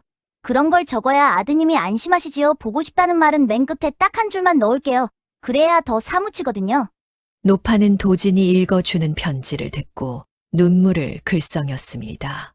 제 마음을 제 입으로 말한 것보다 더 곱게 담아냈던 것이지요. 노파는 두 손으로 도진의 손을 꼭 쥐었습니다. 아이고, 내가 어찌 이리 어른 마음을 다 안단 말이냐. 고맙다. 정말 고마워. 그 일이 아름아름 퍼지자 도진의 앞에는 사람들이 줄을 섰습니다. 빈 문서의 허점을 짚어 억울한 빚을 덜어준 일, 사이가 틀어진 형제의 화해 편지를 대신 써 준 일, 그를 몰라 번번이 속던 장돌뱅이의 거래 문서를 바로잡아 준 일, 도진의 손을 거치면 막힌 일이 술술 풀렸지요. 사람들은 그 작은 아이를 두고 신통하다 입을 모았습니다. 누구도 그 아이가 쫓기는 몸이라고는 생각지 못했습니다. 해주댁은 그런 도진이 대견하면서도 마음이 조마조마했습니다. 사람들 눈에 띄는 게 위험하지 않을까 싶었던 것이지요. 그러나 도진은 빙긋 웃으며 말했습니다.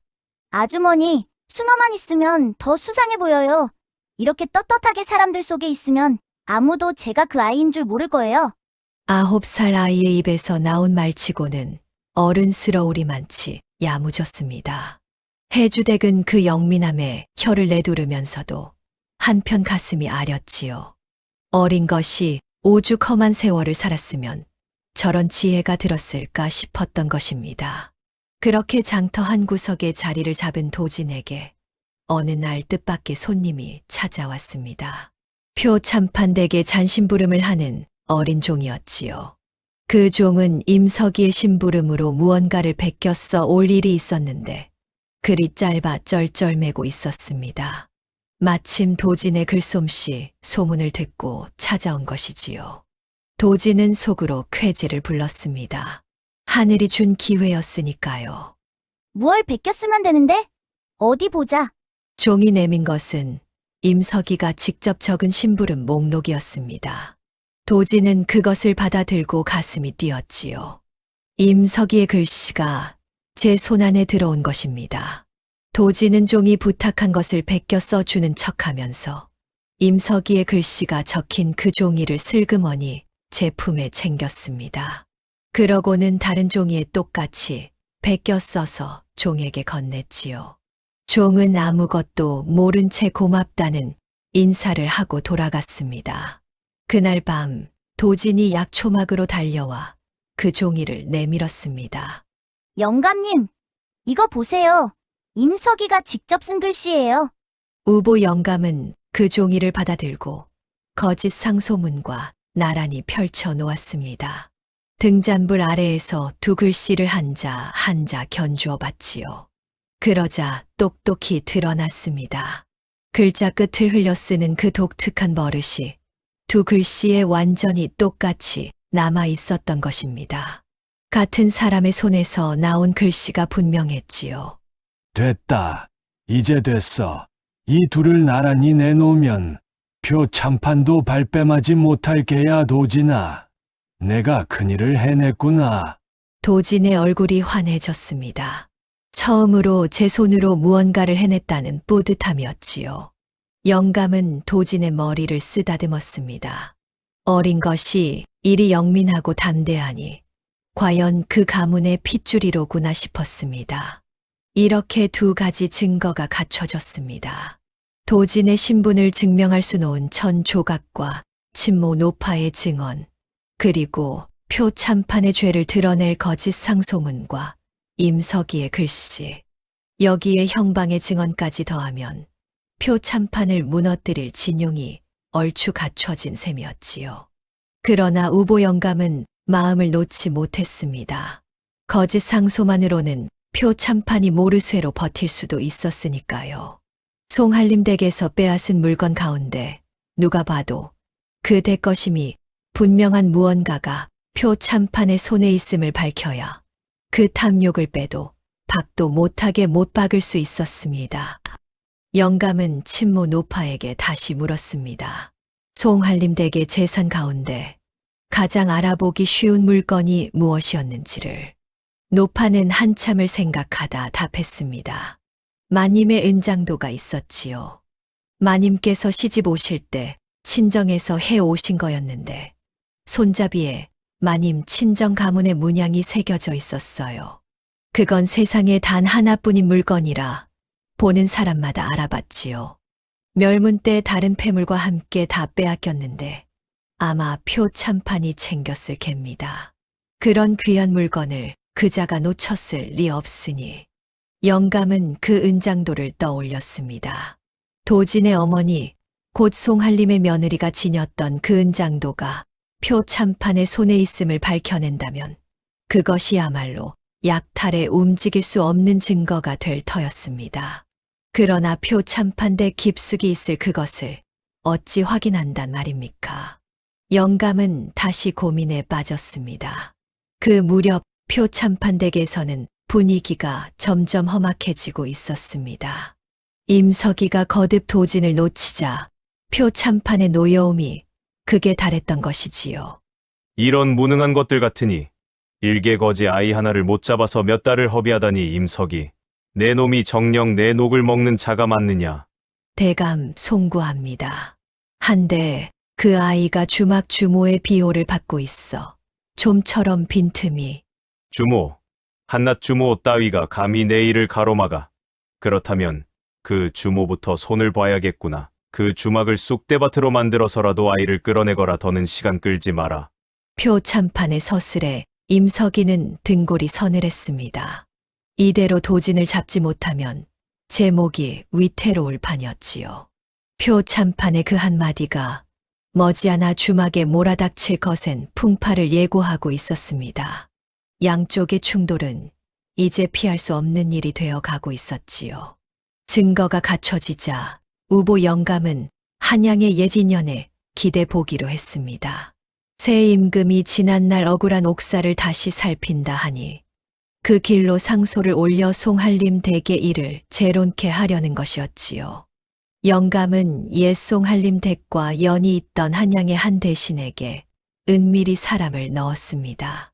모아둔 증거의 내막을 적어보냈지요. 며칠 뒤 뜻밖에도 좋은 기별이 왔습니다. 그 대신이 송한림의 결백을 본 뒤 믿고 있었던 데다 새 임금 또한 지난 옥사의 진상에 관심을 두고 있다는 것이었지요. 증거만 확실하다면 사건을 다시 들춰 표 참판을 문초할 수 있다는 전갈이었습니다. 영감은 뛸 듯이 기뻤습니다. 마침내 길이 열린 것이지요. 주모, 들었는가? 한양에서 우리 일을 살펴보겠다. 한해 이제 증거를 갖춰 관아에 고변하면 표 참판을 끌어내릴 수 있어 도진이의 누명도 벗고 송한림 어른의 한도 풀리는 게야. 해주댁의 얼굴에 모처럼 화색이 돌았습니다. 도진을 끌어안고 좋아했지요.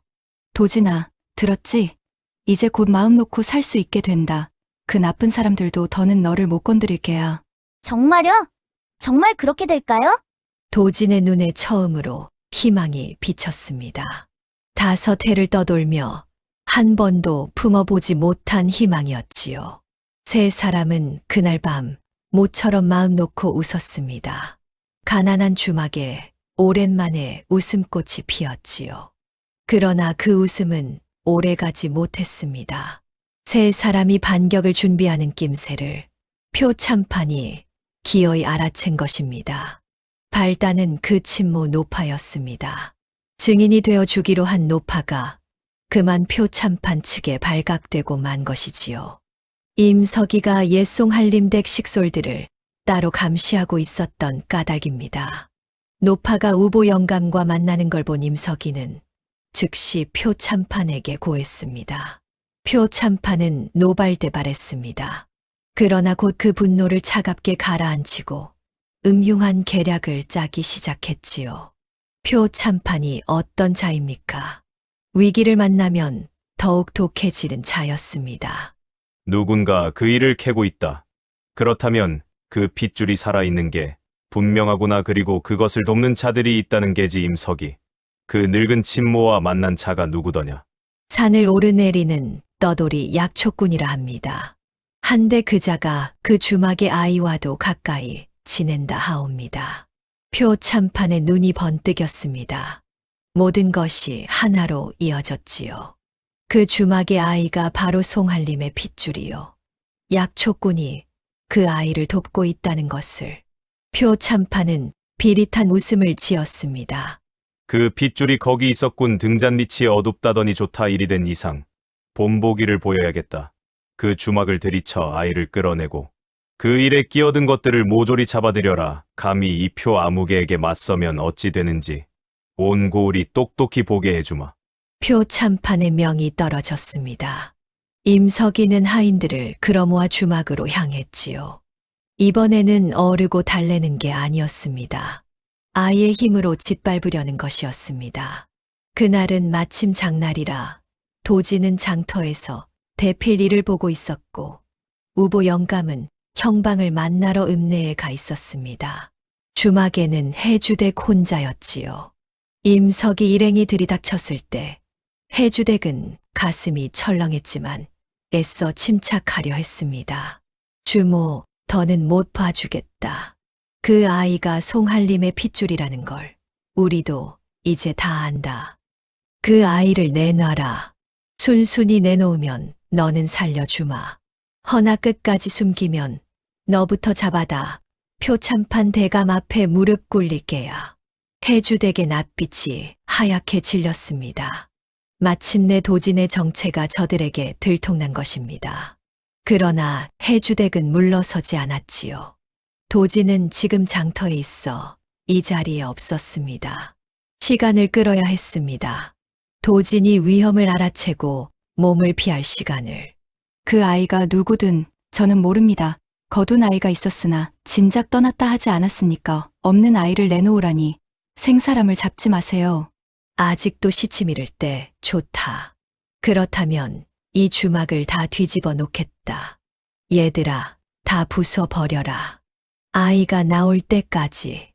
임석이의 명예에 하인들이 주막을 부수기 시작했습니다. 평상을 둘러엎고 그릇을 깨뜨리고 곡식 가마니를 칼로 찢었지요. 해주댁이 5해를 홀로 일군 주막이 순식간에 아수라장이 되었습니다. 해주댁은 그 광경을 보며 가슴이 미어졌지만 이를 악물고 버텼습니다. 이 와중에도 머릿속엔 온통 도진 걱정뿐이었지요. 바로 그때 장터에서 심상치 않은 기미를 느낀 도진이 주막으로 달려왔습니다. 멀리서 주막이 부서지는 광경을 본 도진의 얼굴이 새파랗게 질렸지요. 도진은 앞뒤 가릴 것 없이 주막 안으로 뛰어들었습니다. 아주머니, 아주머니. 도진아, 안 돼. 오면 안 돼. 어서 도망쳐. 해주댁이 비명처럼 외쳤습니다. 그러나 이미 늦었지요. 임석이의 눈이 도진을 발견한 것입니다. 저놈이다. 잡아라. 하인들이 우르르 도진에게 달려들었습니다. 도진은 몸을 돌려 달아나려 했지만 사방에서 에워싸 빠져나갈 틈이 없었지요. 하인 하나가 도진의 멱살을 거머쥐었습니다. 그 순간이었습니다. 해주댁이 몸을 날려 도진과 하인 사이를 가로막았습니다. 그러고는 도진을 제 등 뒤로 감싸 안고 두 팔을 활짝 벌려 막았었지요. 이 아이한테 손대지 마라. 손대면 내가 가만 안 둔다. 비켜라. 이 여편네야. 다칠라. 못 비켜. 이 아이는 내 자식이다. 내 자식한테 손대려거든. 나부터 죽이고 가라. 해주댁의 절규가 주막을 쩌렁쩌렁 울렸습니다. 그 서슬의 하인들도 잠시 주춤했지요. 도진은 해주댁의 등 뒤에서 그 외침을 들었습니다. 내 자식이다. 그 한마디가 도진의 가슴에 불덩이처럼 박혔지요. 5해 전 해주댁은 제 자식이 죽어가는 걸 두 손 놓고 지켜봐야 했습니다. 그 무력함이 평생의 한이었지요. 그런데 또 한 아이가 눈앞에서 끌려가려 하고 있었습니다. 이번에는 결코 물러설 수 없었습니다. 해주댁은 제 목숨이 위태로운 줄도 모르고 온몸으로 도진을 지켰습니다. 임석이는 그 광경에 인상을 찌푸렸습니다. 일이 시끄러워지는 게 달갑지 않았지요. 장날이라 구경꾼이 점점 몰려들고 있었으니까요. 마을 사람들이 웅성거리며 주막 앞에 모여들었습니다. 아니, 저게 무슨 짓이야. 해주댁한테 왜 저런데. 표참판 댁 사람들이라잖아. 그 댁 도진이를 잡아간다나 봐. 세상에 그 착한 아이를 왜? 저런 행패가 어딨어. 구경꾼들의 인심이 술렁였습니다. 그동안 도진의 됨됨이를 보아 온 마을 사람들이었지요. 임석이는 인심이 험악해지는 걸 보고 마음이 급해졌습니다. 이러다 일을 그르칠 수도 있었으니까요. 임석이는 모진 결단을 내렸습니다. 에이, 시끄럽다. 저 여편네까지 끌고 가라. 표참판 대감 앞에서 직접 따지게 해주마. 아이를 숨긴 죄, 단단히 물을 개다. 하인들이 해주댁과 도진을 함께 결박했습니다. 두 사람은 끝내 표참판 댁으로 끌려가게 되었지요. 마을 사람들이 발을 동동 굴렀지만 표참판 댁 위세에 감히 나서는 이는 없었습니다. 그저 안타까운 눈으로 두 사람이 끌려가는 모습을 지켜볼 뿐이었지요. 표참판 댁 사랑채에 끌려온 도진과 해주댁은 마침내 표참판과 마주하게 되었습니다. 비단 옷에 옥관자를 한 표참판이 거만하게 두 사람을 내려다봤지요. 표참판은 도진의 얼굴을 한참이나 뜯어봤습니다. 그러더니 비릿하게 웃었지요. 과연 그 눈매하며 이마하며 영락없는 송가의 핏줄이로구나. 죽은 줄로만 알았더니 용케도 살아남았어. 질긴 목숨이로다. 도진은 표참판을 똑바로 노려봤습니다. 어린아이답지 않은 형형한 눈빛이었지요. 표참판은 그 눈빛이 거슬렸습니다. 죽은 송할림의 그것을 닮았던 까닭이지요.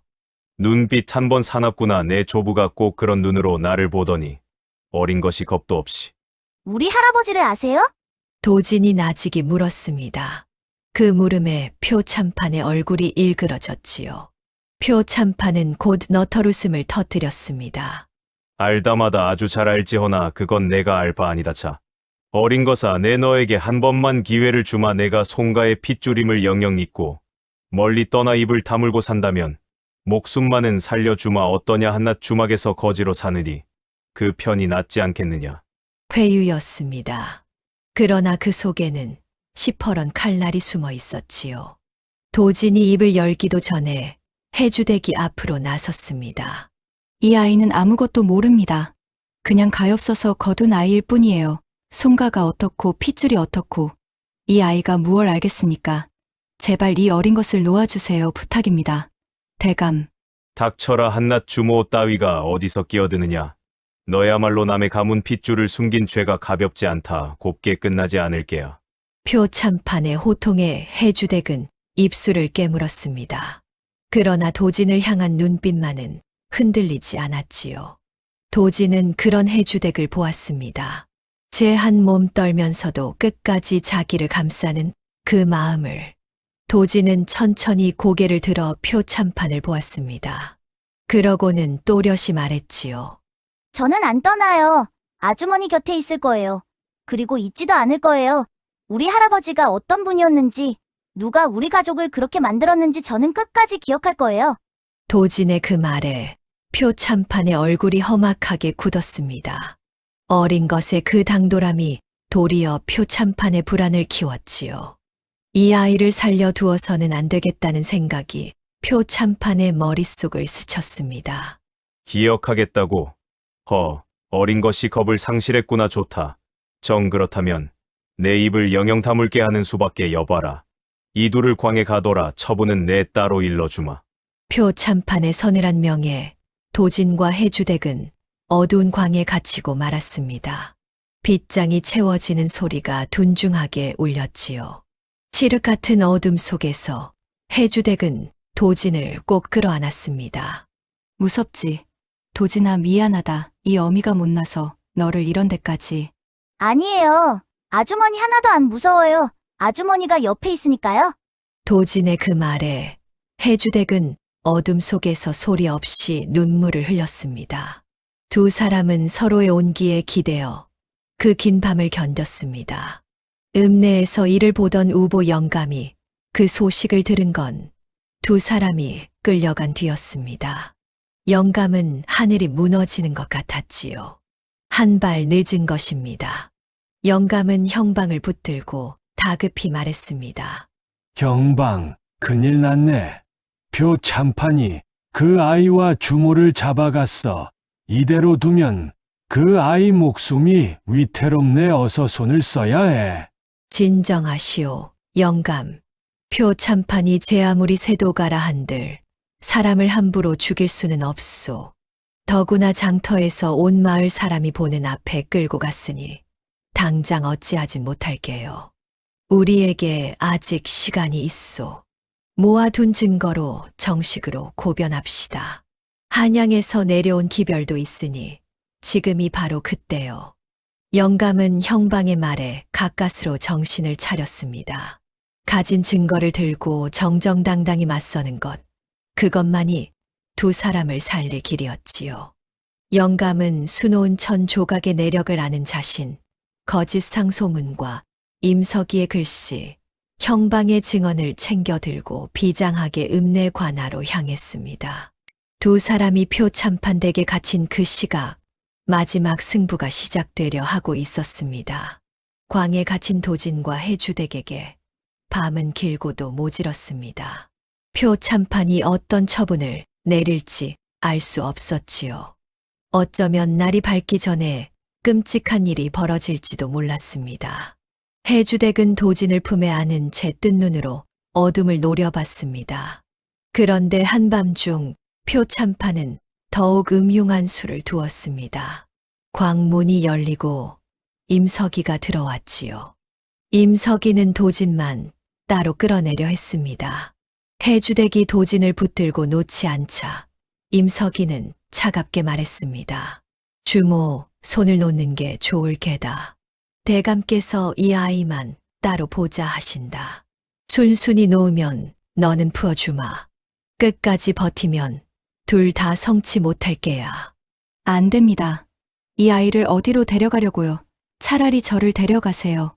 이 아이는 안 됩니다. 해주댁이 도진을 끌어안고 몸부림쳤습니다. 그러나 하인들의 우악스러운 손에 두 사람은 끝내 떼어졌지요. 도진이 끌려나가며 외쳤습니다. 아주머니, 아주머니.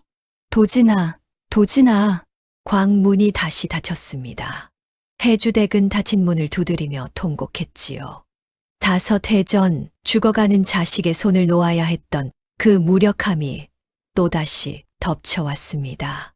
해주댁은 어둠 속에 주저앉아 가슴을 쥐어뜯었습니다. 하늘도 무심하시지. 어찌 나한테 또 이런 일을 내 새끼, 우리 도진이. 해주댁은 모든 것을 잃은 것만 같았습니다. 어렵게 마음을 열었더니 돌아온 것은 더 깊은 상실의 두려움이었지요. 차라리 그 아이를 거두지 말 것을, 그런 후회마저 밀려왔습니다. 그러나 그 후회조차 도진을 향한 사랑이 그만큼 깊다는 증거였습니다. 얼마나 울었을까요? 해주댁은 어둠 속에서 문득 도진을 처음 거두던 그 눈보라 치던 밤을 떠올렸습니다. 쪽박 하나를 꼭 쥐고 찬밥이라도 한 술만 주세요 하던 그 작은 아이를 그날 밤 무엇이 자기를 움직였던가. 그저 가여워서만은 아니었습니다. 그 아이의 맑은 눈 속에서 자기는 죽은 아들을 보았던 것이지요. 아니, 어쩌면 죽어가던 제 마음을 보았던 것인지도 모릅니다. 그러자 우보 영감이 언젠가 들려준 말이 어둠 속에 또렷이 떠올랐습니다. 한술밥에도 사람 하나 살리는 정이 깃드는 법이니라. 그렇습니다. 그날 건넨 식은 밥 한 술이 곤줄인 아이 하나를 살렸습니다. 그런데 살아난 것은 도진만이 아니었지요. 5해를 죽은 듯 살던 자기 또한 그 한 술밥으로 되살아났던 것입니다. 부엌에 불을 지피고 좋아하는 반찬을 아껴두었다 내밀던 그 아이가 메말랐던 제 마음에 다시 정을 채워주었으니까요. 그러니 이 아이를 잃을 수는 없었습니다. 해주댁은 눈물을 닦고 천천히 몸을 일으켰습니다. 어떻게든 살아서 도진을 다시 만나 끝까지 그 곁을 지켜야 했지요. 그래 한술밥으로 살린 자식인데 내가 어찌 이리 주저앉아만 있누. 살아야지. 살아서 우리 도진이 내 손으로 지켜야지. 해주댁은 닫힌 광문 너머로 귀를 기울였습니다. 무슨 수를 써서라도 빠져나갈 방도를 찾으려는 것이었지요. 절망의 바닥에서 해주댁은 다시 일어섰습니다. 한편 도진은 표참판 앞에 다시 끌려갔습니다. 표참판은 호롱불 아래에서 도진을 차갑게 내려다봤지요. 마지막으로 묻는다. 내 몸에 지닌 것이 있으렸다. 송가의 핏줄임을 증명할 무언가가 그것을 순순히 내놓아라. 그러면 고이 보내 주마. 어차피 그것만 없애면 너는 한낱거지 아이일 뿐이니. 표참판이 노리는 것은 도진의 천 조각이었습니다. 그것만 없애면 도진이 송가의 핏줄임을 증명할 길이 사라진다. 여긴 것이지요. 도진은 본능적으로 품을 감쌌습니다. 어머니의 마지막 당부가 떠올랐던 것입니다.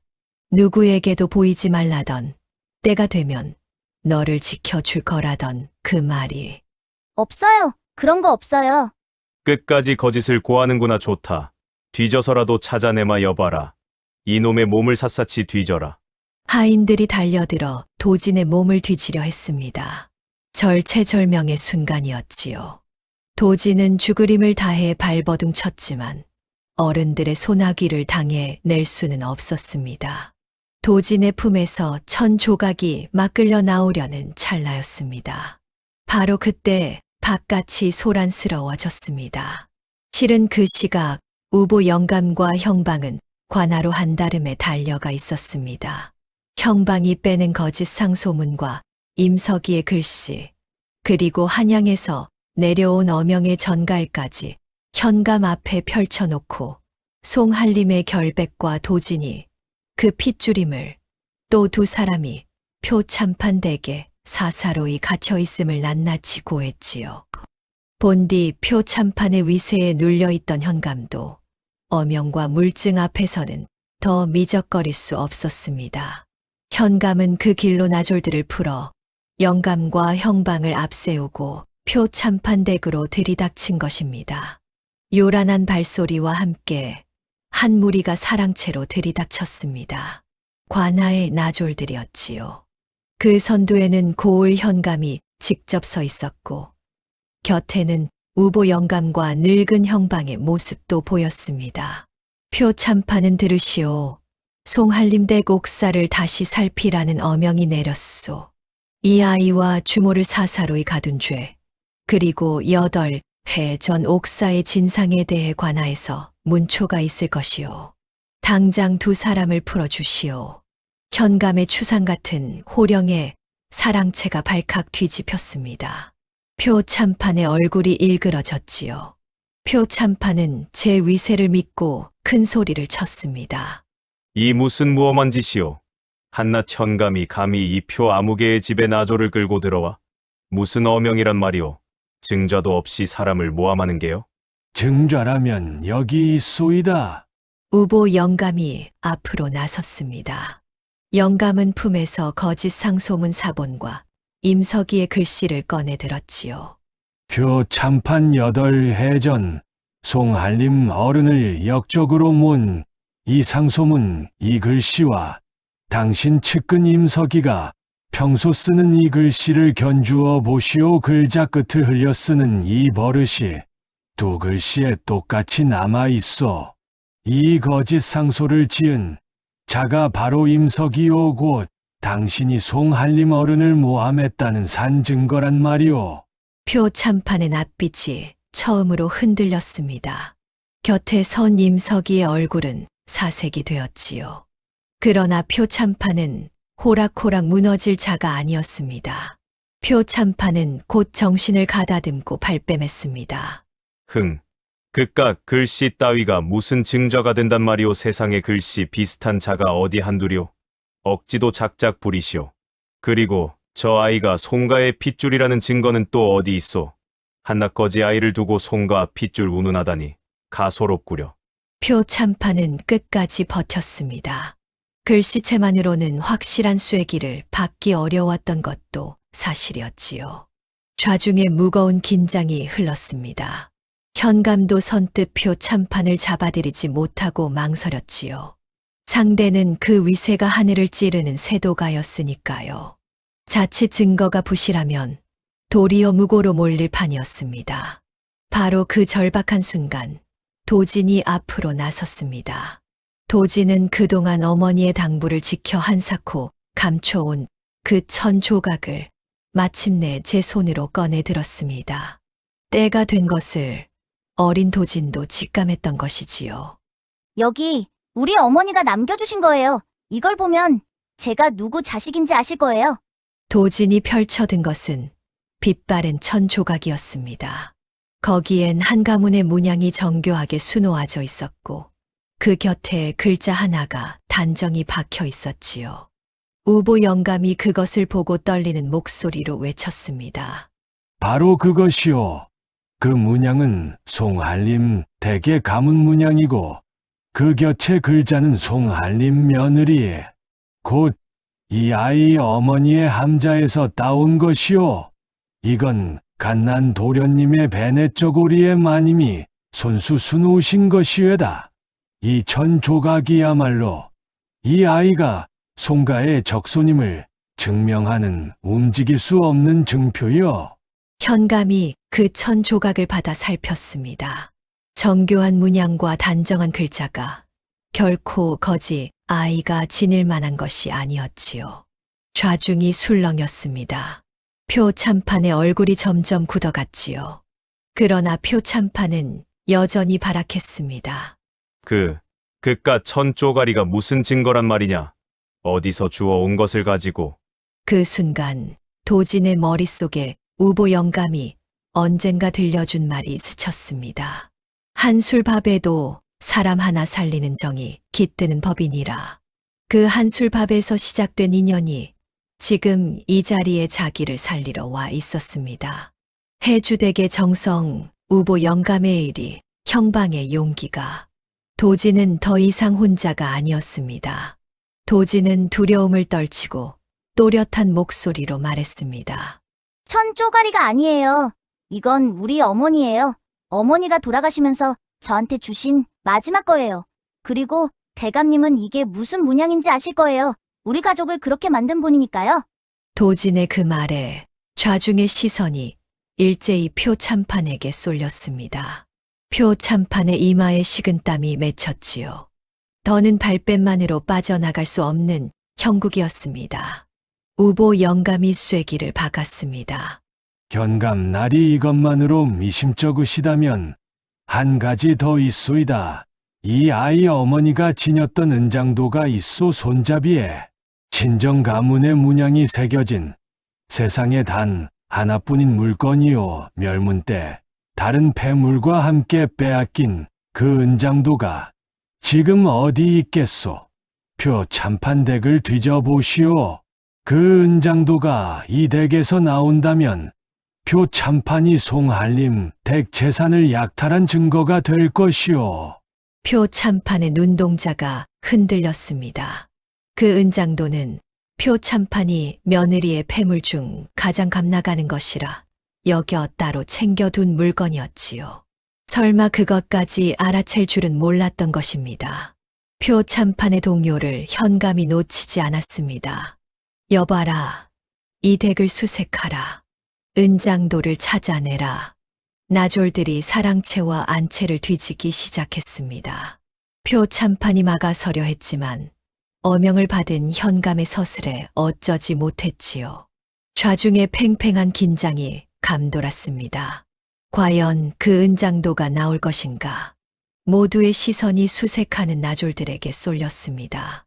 도지는 두 손을 꼭 쥐고 그 순간을 지켜봤지요.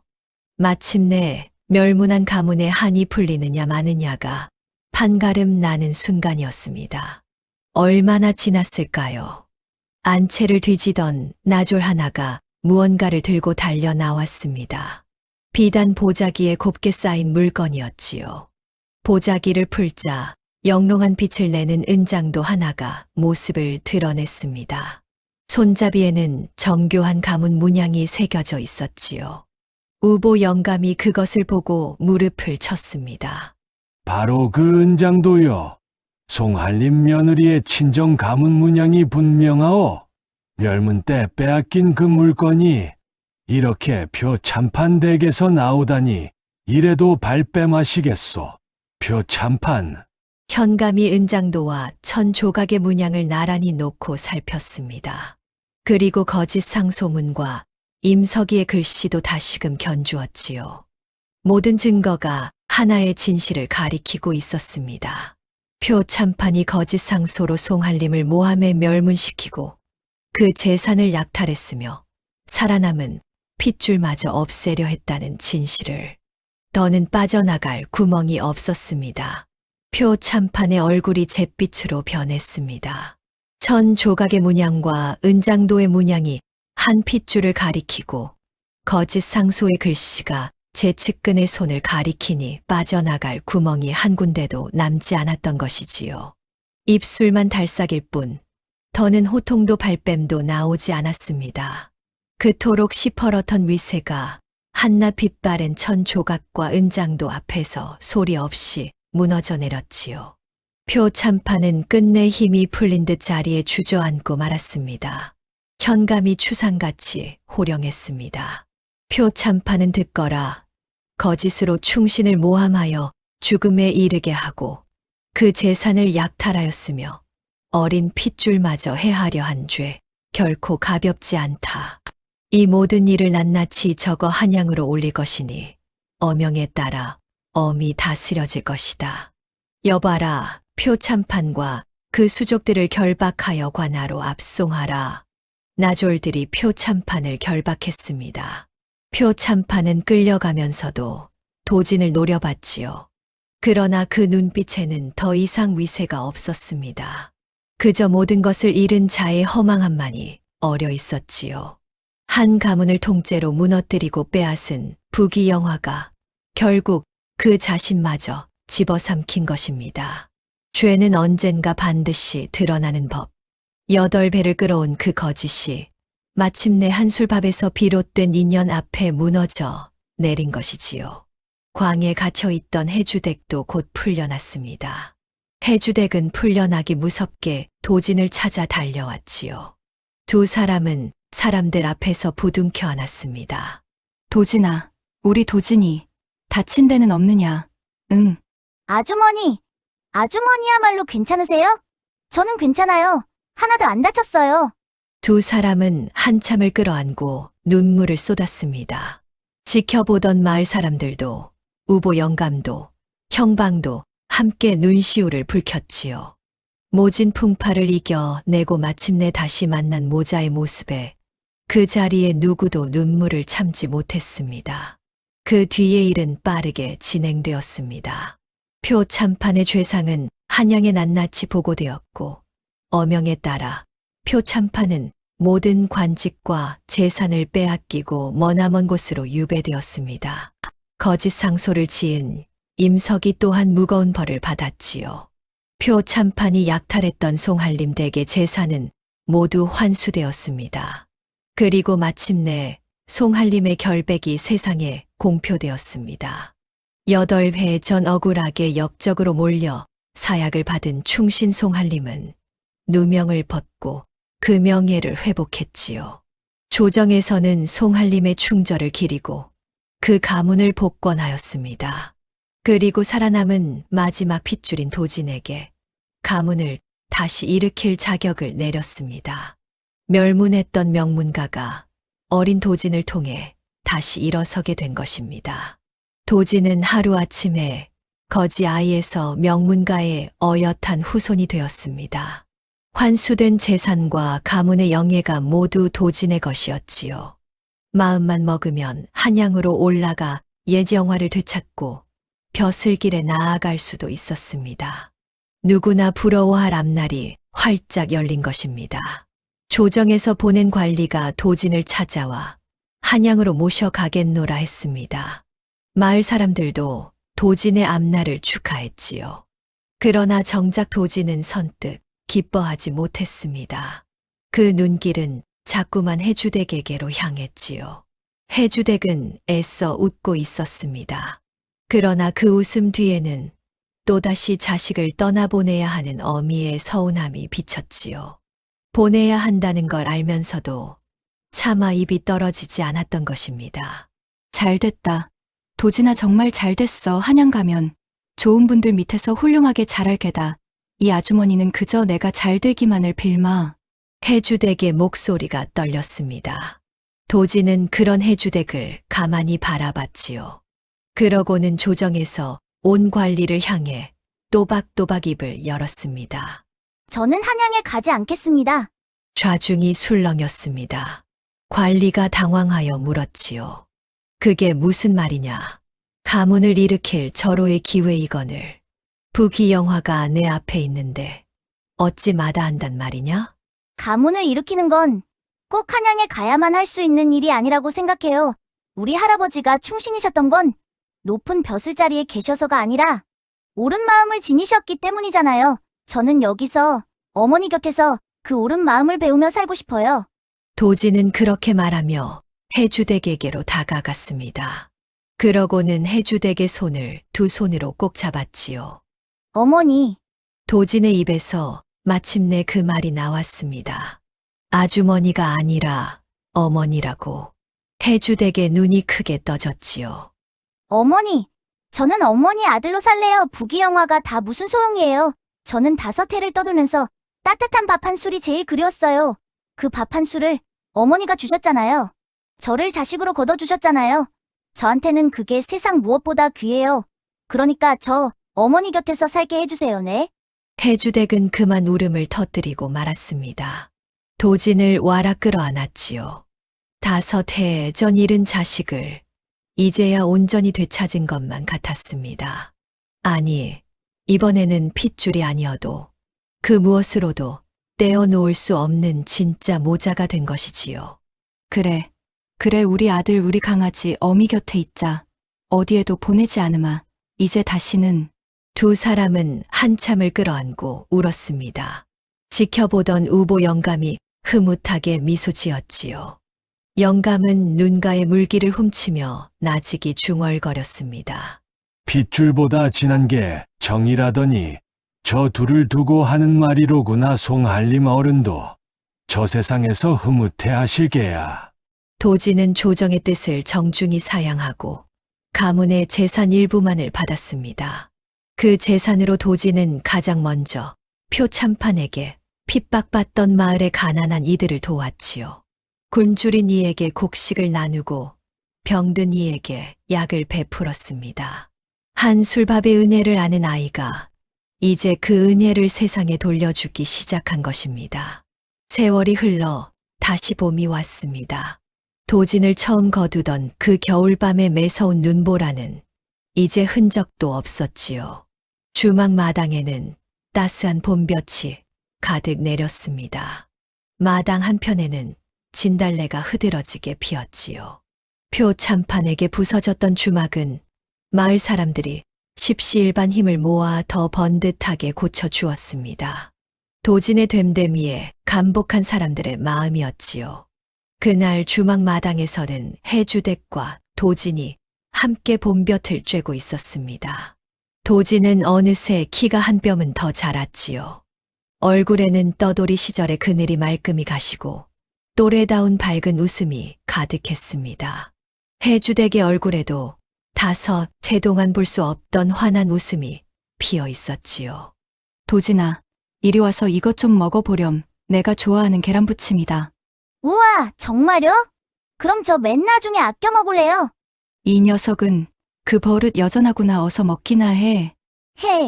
제일 좋아하는 건 아껴 먹어야 제맛이거든요. 아, 그리고 어머니, 이 계란부침반은 어머니 거예요. 제일 좋아하는 건 제일 고마운 사람한테 주는 거니까요. 도진의 그 말에 해주댁은 빙그레 웃었습니다. 처음 그 말을 들었을 때는 가슴이 미어졌었는데 이제는 그저 따뜻하기만 했지요. 두 사람은 마주보며 웃었습니다. 봄볕 아래 그 웃음이 어찌나 환하던지요. 마침 약초 망태기를 맨 우보 영감이 주막에 들렀습니다. 영감은 마당에 두 사람을 보고 껄껄 웃었지요.